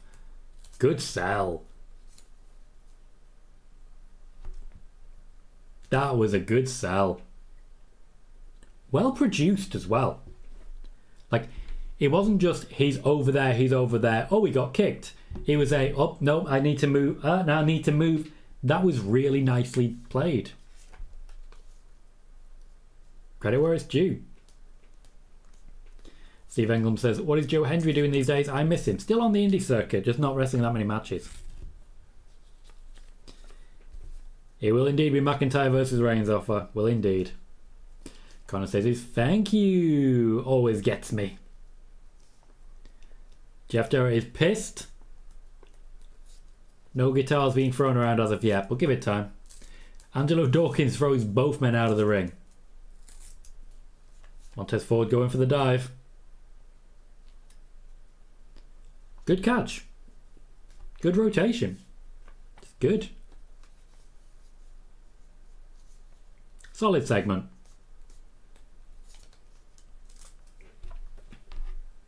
It's not the most inspiring segment they've ever done, but it ticked the boxes in an interesting way. It was well acted by Jeff Jarrett. Angelo Dawkins had a couple of good moments. Montez Ford with a dive, obviously. Strong promos. Again, well acted. Well sold. And it also didn't overstay its welcome. Cool offer. Look forward to seeing you there. Great to see you. Patrick says, Chad Gable is funny. If you don't find him funny, there's something wrong with you. I'm sorry. People have different opinions, Patrick. You calm yourself down. Sean says, still upset we didn't get King Gable. King Corbin was worth it for me. But I know that Corbin versus Gable was a very well received feud at the end of that. I like Jay at the end there. He's already been thrown out of the ring. He's like, my bad, Jeff. My bad. Respect. We have our progressive match flow recap. And it is a recap of the return of the Viking Raiders. Steve says Sheamus needs to have something to do tomorrow. He lives in Nashville. I did not know that. That's a good point. I was really hoping the match between Sheamus and McIntyre would actually be at SummerSlam. It's a shame we haven't had that, but you can't have everything, can you? You can't have everything. Our match flow graphic is also about the New Day taking the piss. The question, of course, is how will Jinder Mahal and Shanky get involved? I do like that for a while Jinder Mahal was the guy going Shanty, and now he goes Shanky. It's lovely. Slight difference. We're getting a recap of the whole feud. The whole damn thing. Just seems a bit much. Seems a bit much. Bit unnecessary as well. So will we actually get a match at this point? Because we haven't really had an actual wrestling match between these two.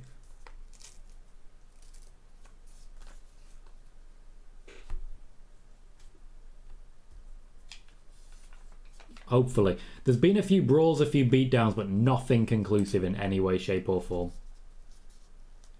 Connor says, you can't everything, you're right, but that does not stop me wanting everything. Never stop wanting everything. Because if you stop wanting everything, you'll stop trying to get everything. And if you stop trying to get everything, you'll get nothing. Hector says, according to Meltzer, he indicated that the WWE trials didn't go as planned, with there being reported injuries, including a potential concussion. To be fair, what did you expect when you have people with zero wrestling experience do things they're not trained to do? Yeah, that's an absolutely fair comment, Hector. When it's the whole not going as planned, it depends what you mean. Like, there's lots of different possibilities for how you define it as the plan. Sean says, does anyone remember the old day? I do, but it's a fading memory. I personally was a big fan of the old day, but the new day, it's like the old day, but newer and just better and a bit more modern. The old day didn't have a trombone. They worked entirely on a glockenspiel. Steve says, thoughts on Via reuniting with Jinder and Shanky with a Sanya call-up? Call it Nexus Indus. Just needs Bhupinder and Rohit Raju from Impact. I don't think... Triple H is not a fan of that sort of nationalist faction. So I think he'd rather mix that up and have, for example, Via working with MVP. Via working with Omos and MVP, I feel could be a good combination that would work pretty well. But I do feel that Jinder and Shanky, they haven't had the rub of the green. They've not done anything of real note. We'll see how it goes. Connor says, I would have found it more funny the Viking Raiders come out dressed as a New Day, like the New Day did last week. When they were feuding with the Street Profits, they absolutely would have done that, but they're not fun anymore. This whole feud is basically, you used to be cool to the Viking Raiders. Sai says he might be sleeping on Heyman and Theory from earlier. If he was looking to advocate for him, then Roman will be pissed. If he was looking to set him up, then that's a potential face turn in future. Well, Theory may be involved in our main event, somewhere in and around Brock Lesnar and, of course, Roman Reigns. Moxie says, fantastic show so far. Top 3 best SmackDown of 2022 by far. This feels like pre-draft SmackDown, when it was just good every week. When I was really excited to be staying up until 3 a.m. Connor says, I prefer the midday rather than the New Day or Old Day. The midday didn't really get pushed. They were very much transitional. Just, we all knew a New Day was coming. But the midday had their time. It was brief. And obviously, Bob Holly didn't really fit in as much as they wanted him to. Sometimes I hear myself afterwards and just think, who are you and what the hell are you talking about? We are going into the last half hour of SmackDown, our final 30 minutes ahead. We know that we have some Paul Heyman. We know that we have the New Day versus the Street Profits. We don't know if we're going to get Triple M. They were announced last week, but they haven't been followed up on.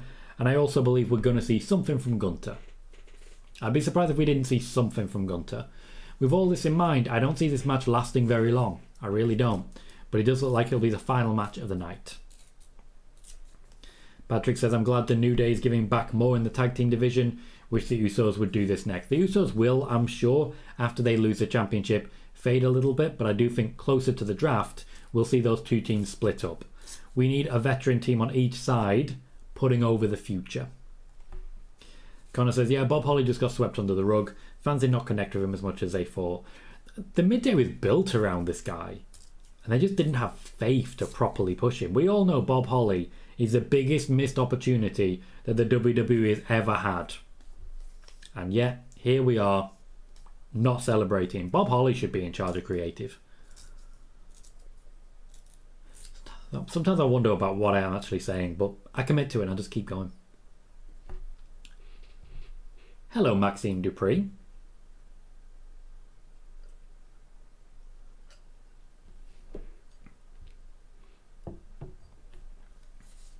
So Fightful seems to get this one wrong. No Max Dupree. It looks like he's being completely replaced.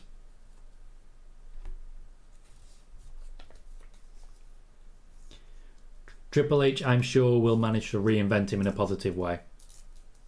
I think he needs it. They are some impressive fights. I still like it. I don't love it anymore.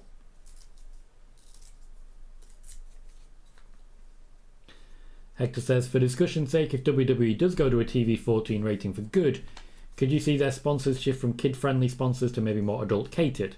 Imagine The Miz doing a Manscaped commercial. After all, he has huge balls, apparently. He does have huge balls. Hello, Max Dupree.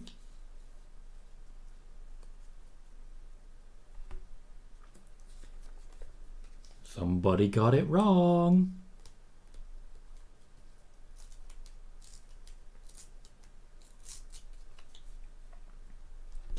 To be clear, Triple H changed the plan.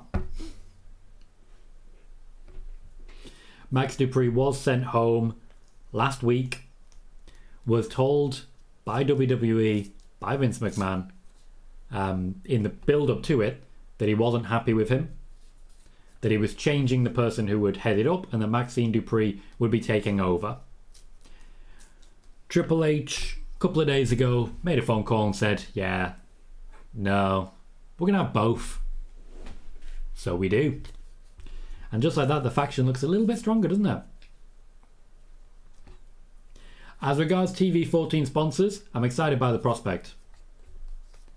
TV14 sponsors usually earn a decent amount of money, so that might be what USA are pitching for.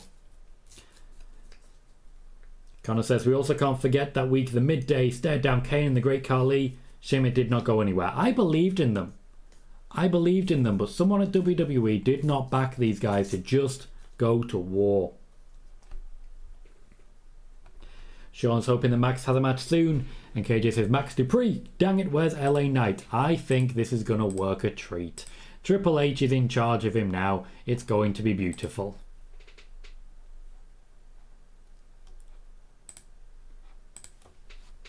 Triple H calling an audible to get 2 Max Duprees instead of 1 will go down in history as one of the best decisions he's ever made.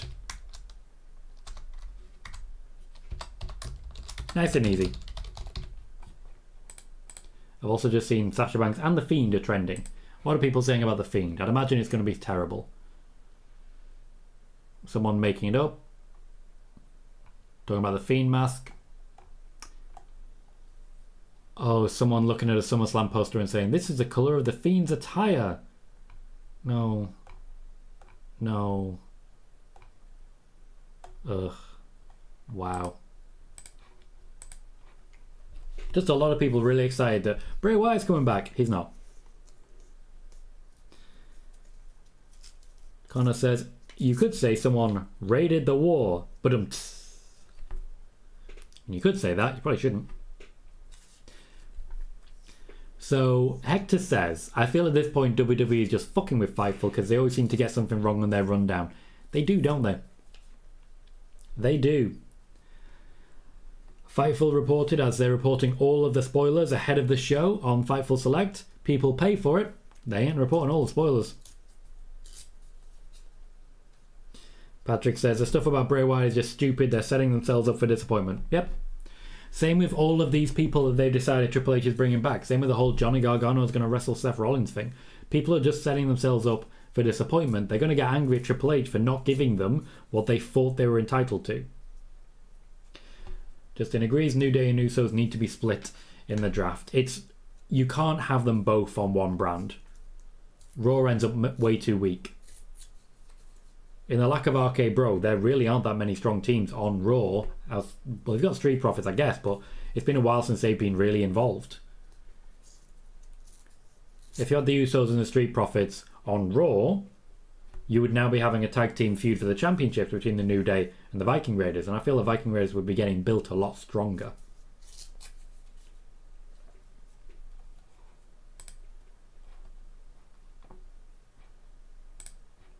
That tweet's going down well. Going down very well.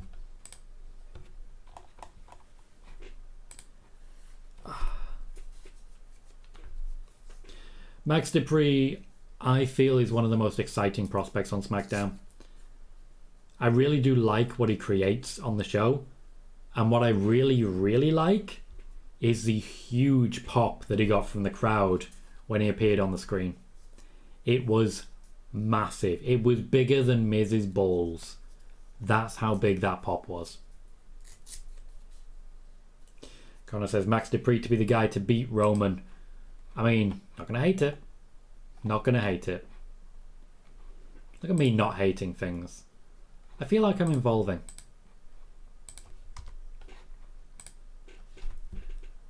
Sean says apparently Pat McAfee got a new theme. WWE posted Pat entering to it on Twitter. RIP Seven Nation Army. Stop taking away good themes. Def Rebel. They couldn't afford Seven Nation Army for more than a couple of occasions. Licensing is just too expensive. And Justin says, I feel like Becky and Belair need to be split as well. That is in the offing. That is very much in the offing. They've been sort of defined by each other for a while. They need to do something about that. But at the moment, I'm enjoying everything they're doing, so I will not personally complain.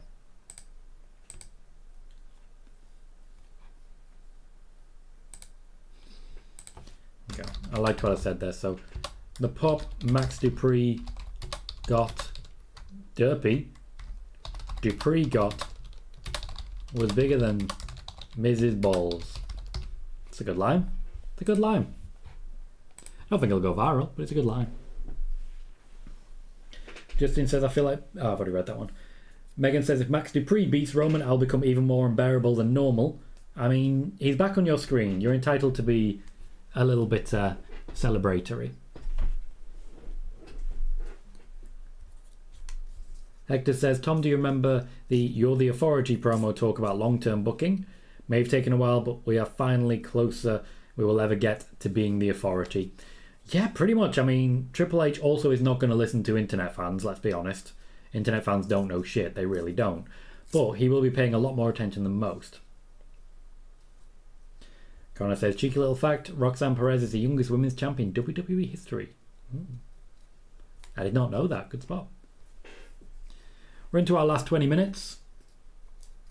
Logically, there's enough time to finish this match, have a Gunter appearance, and then have our main event. But it looks like Gunter versus Nakamura may have been taken off of SummerSlam.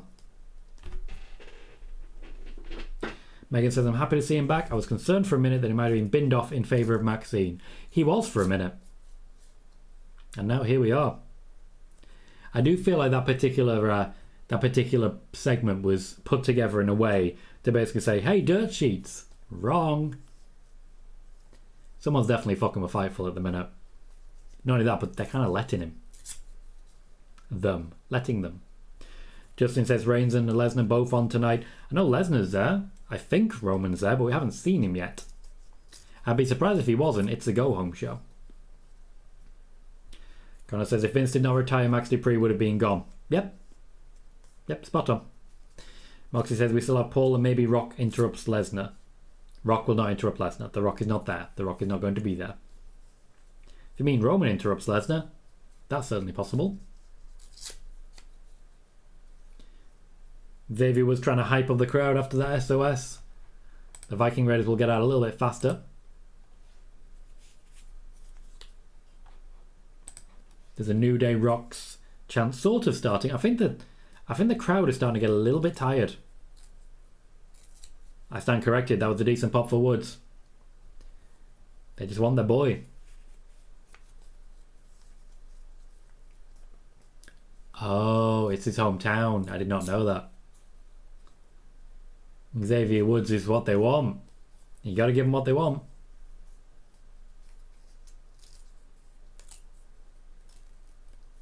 Woods has got good momentum here.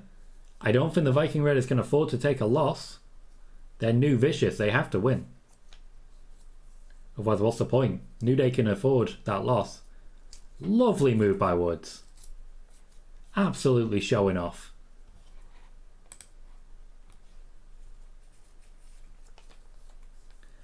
Eric Douglas says, something just hit me. What if Seth's mystery opponent is Baron Corbin? There has been no word yet on Seth having a mystery opponent, and Baron Corbin is already wrestling Pat McAfee, so it seems unlikely. Brock interrupts Paul. Got him, Moxie. Sai says, Nakamura and Gunter was only going to end one way. Shinsuke is my boy, so I'm all for him not being obliterated. Clinging to hopes of his NXT push again, but not counting on it. To be fair, that may have been the reasoning behind it. The fact that he would have been losing and losing conclusively might be something that Triple H didn't want, but I do feel it was the right move. Marcus says, I would love the show to go off by Paul is shouting, then the camera cuts to Roman and Brock brawling. Also suggests Seth versus AJ. You know I'm a fan of that, and I definitely think we're going to see a bit more of it in the near future.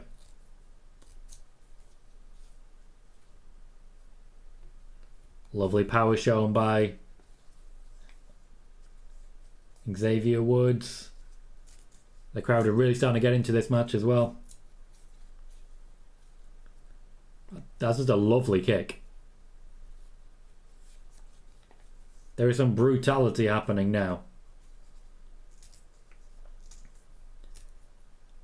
Not a perfect pin, but a pin nonetheless.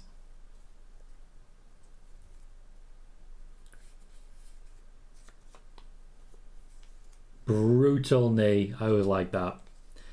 Patrick says, wish people would stop complaining about wrestlers getting new themes. Boo-hoo, who cares? You can like a theme and not like a theme. I'm not a big fan of Ricochet's new theme. I thought his last one was an absolute banger. I've moved on from it, but I'm not a fan. As much as anything, we're a place to vent. We're also a place to be happy about the things that also go well. Looks like our finish. Bludgeon Brothers style crucifix bomb. Hector says, I'm glad they're keeping both Maxine and not getting rid of her now that Max is back. Sophia Cromwell is only 25 and it could definitely benefit her career by being around Max Dupree. He can work, he can talk, he can do everything. It's a win-win scenario. I agree. It's similar to like a Nakamura Boog situation, whereby you have someone clearly at the top of the faction. You have people who are going to be doing the legwork of this situation, and you also have someone who's just going to benefit, someone who really isn't very well known, but just by being involved, they will benefit.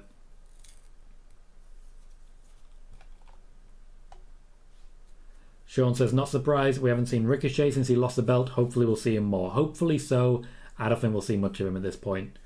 He only won the belt to be a transitional champion, and certainly the reports from Dirt Sheets that he was going to be the number 2 babyface have not come to fruition. But everyone's forgotten about that now. Oh, Xavier Woods just got destroyed. Eric Douglas says Seth still needs revenge for him. End of daysing Becky at TLC. Was it Extreme Rules? 3 years ago. Well, that's fair, but I feel he got revenge at that time. And honestly, that is still one of my favourite spots of all time. The end of days and the reaction from the crowd was just beautiful. Megan says, looks like the streak will continue. No IC title match tomorrow. Nope, doesn't seem so. Our title needs a big rebuild.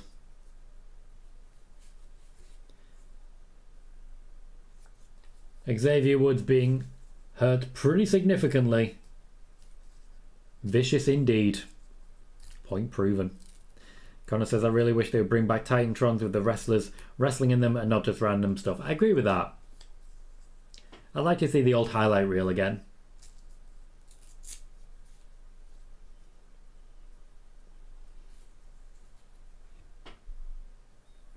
I do apologise, had to have a little yawn there. It is 10 to 3 in the morning here, of course. Well, 13 to 3 in the morning. The Viking Raiders picked up the win and caused some final carnage. Usually at this point, when it's Vince McMahon in charge, what we get is a whole lot of backstage segments for the last half hour leading into a 10-minute main event. Things really have changed.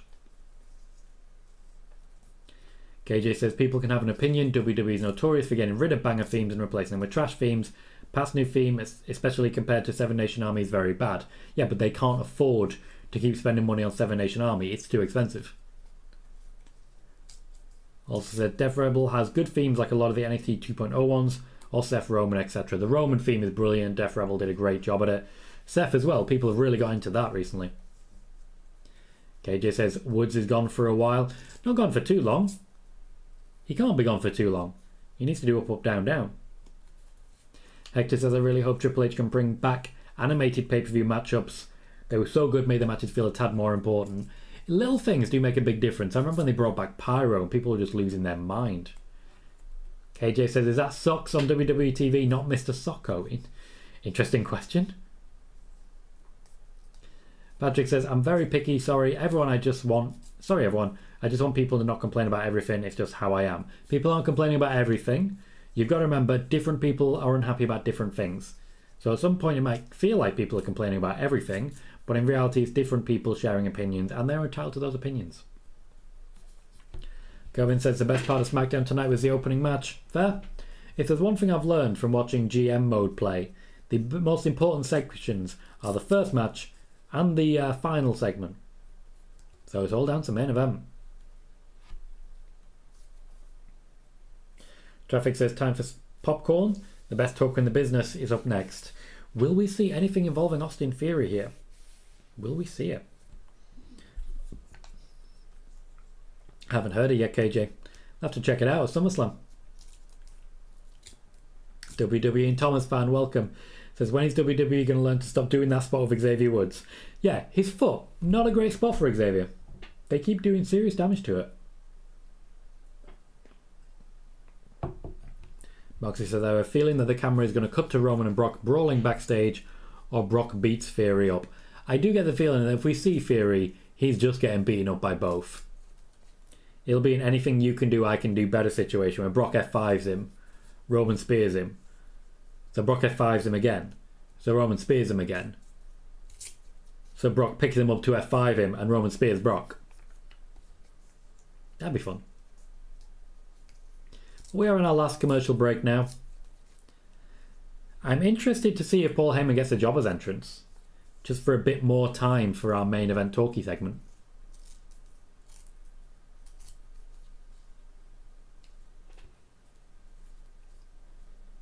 Hector says, I wonder if USA would allow WWE to reference older promos or call back to things that wouldn't be shown today. What do you mean by wouldn't be shown today? What wouldn't be shown?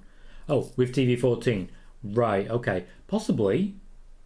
Though I do think there's a lot of segments that shouldn't be shown today. I mean, that's a very fair comment. Kevin says, what was the reason WWE cancelled Lacey Evans vs Aliyah? It looks like it is a feud reset. So they just went with something else. And WWE and Thomas fan says, he keeps getting injured every time they do it. Stop doing that spot. There. I remember when Big E used to do spear through the ropes. I always thought that would break his neck. That it didn't. And yeah, here we are.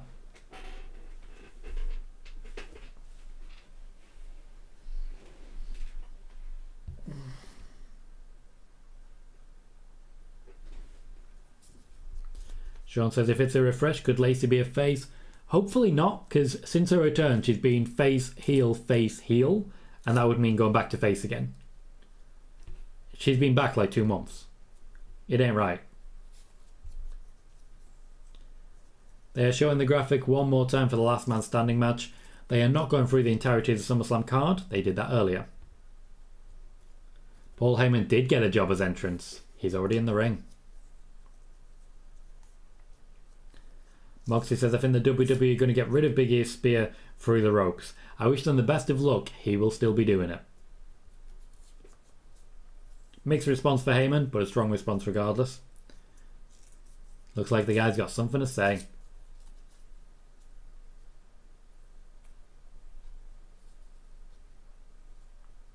Go on, Paul. He looks like he's about to start crying. I remember a promo a long time ago where people were finishing The Rock's promo and he was like, don't do that. This is not sing along with the great one. And then everyone started singing along with the great one. It was great. It was great. KJ says, just realised we had WWE's best 3 tag teams on SmackDown. New Day, Profits and Usos. Then you had Viking Raiders. I feel WWE's tag team division can be special, especially with Triple H. I agree. I think he can do great with it. Patrick says Lacey Evans is just not that good of a wrestler. Send her back to NXT to develop, just like they did with Mandy Rose. It's not an impossibility that they do that. Vince was a big fan because he thought, she's a Marine, I can make that work. He kind of did, and also kind of didn't. Simon says, hey Tom Bean, researching football bets for tomorrow in the new upcoming 2023 season to put on some accumulator bets. Okay. I don't gamble on football. I mean, KJ's got you there, Patrick.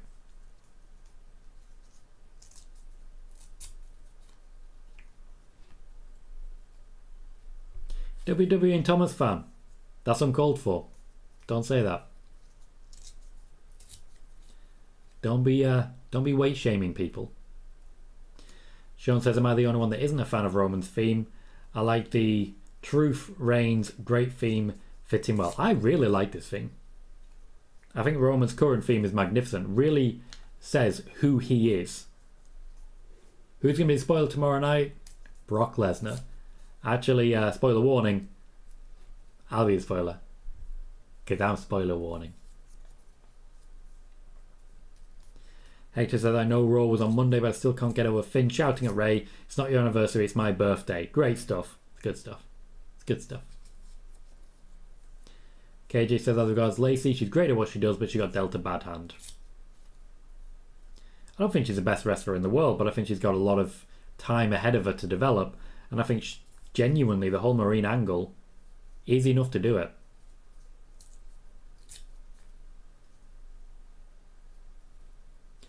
I do like the guy in the Fiend mask. He's just hovering behind Heyman. Megan says, I love Roman's theme. Gives me the main character energy I need sometimes. And Bailey says, no one can cut a promo like Paul Heyman right now. Austin Theory gave him a run for his money earlier, I'll tell you that.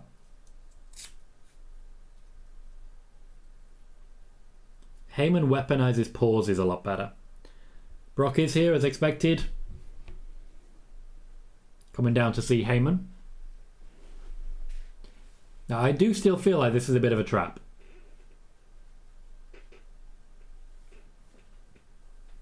I do feel like this ends with a brawl. If Roman's not here, then what the hell is the point of a go-home show for SummerSlam?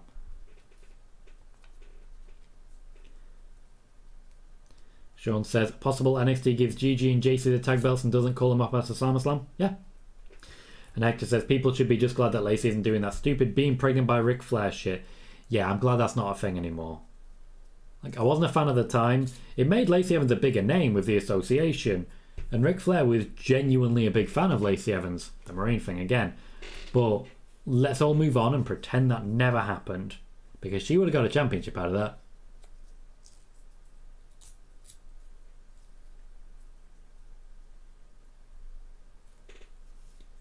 Lesnar's theme is a bop. Do do do do do. Brock Lesnar. Do do do do do do. He's here. The Fiend is not reacting to Brock Lesnar. Brock's taking his time. Cool, Sam. Glad to hear it. Cage says it's funny because they didn't really confirm Brock in the commercial. I don't know why they do that.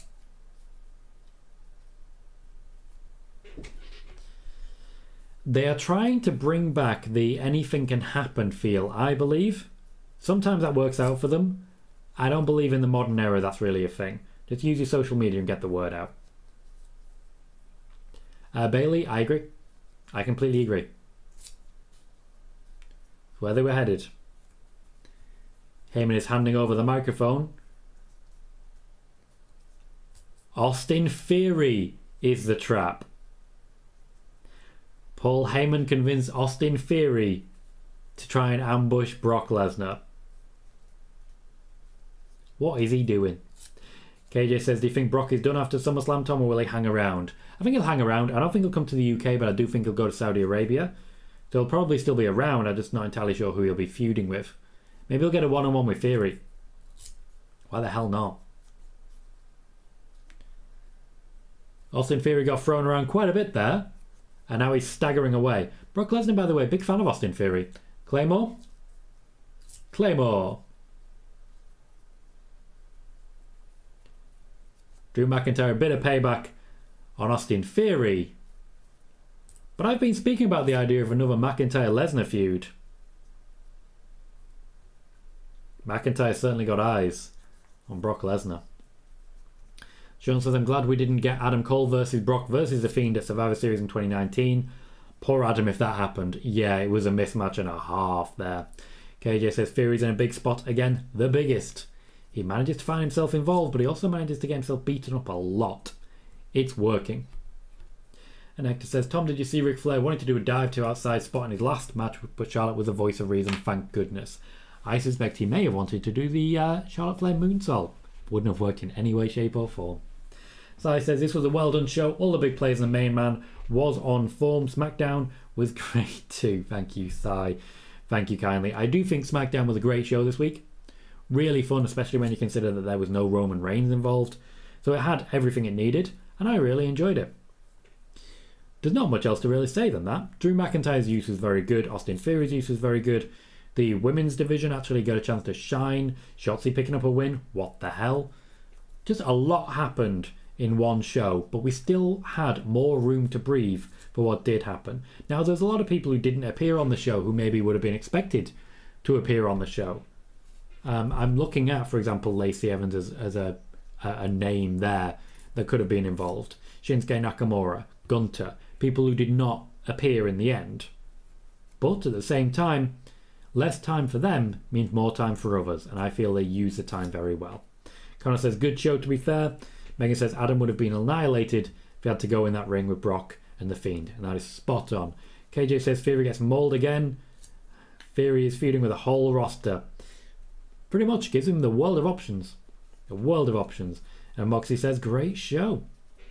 Okay, guys, I'm going to wrap it up there. We will, of course, be live tomorrow for WWE Summerslam. We go live at the beginning of the pre-show, so that is 12 p.m. midnight UK time, 7 p.m. Eastern time. We go live with the pre-show, and we'll be live until about half an hour after the show finishes. Until then, thank you everyone for a great watch party, a great spoiler warning, a great day, and that's including the fact that I hit a spine buster on a small child through a blanket fort. Ah, good times. I've been Tom Colohue. You've been fantastic. Hope to see you all tomorrow. Thank you very much.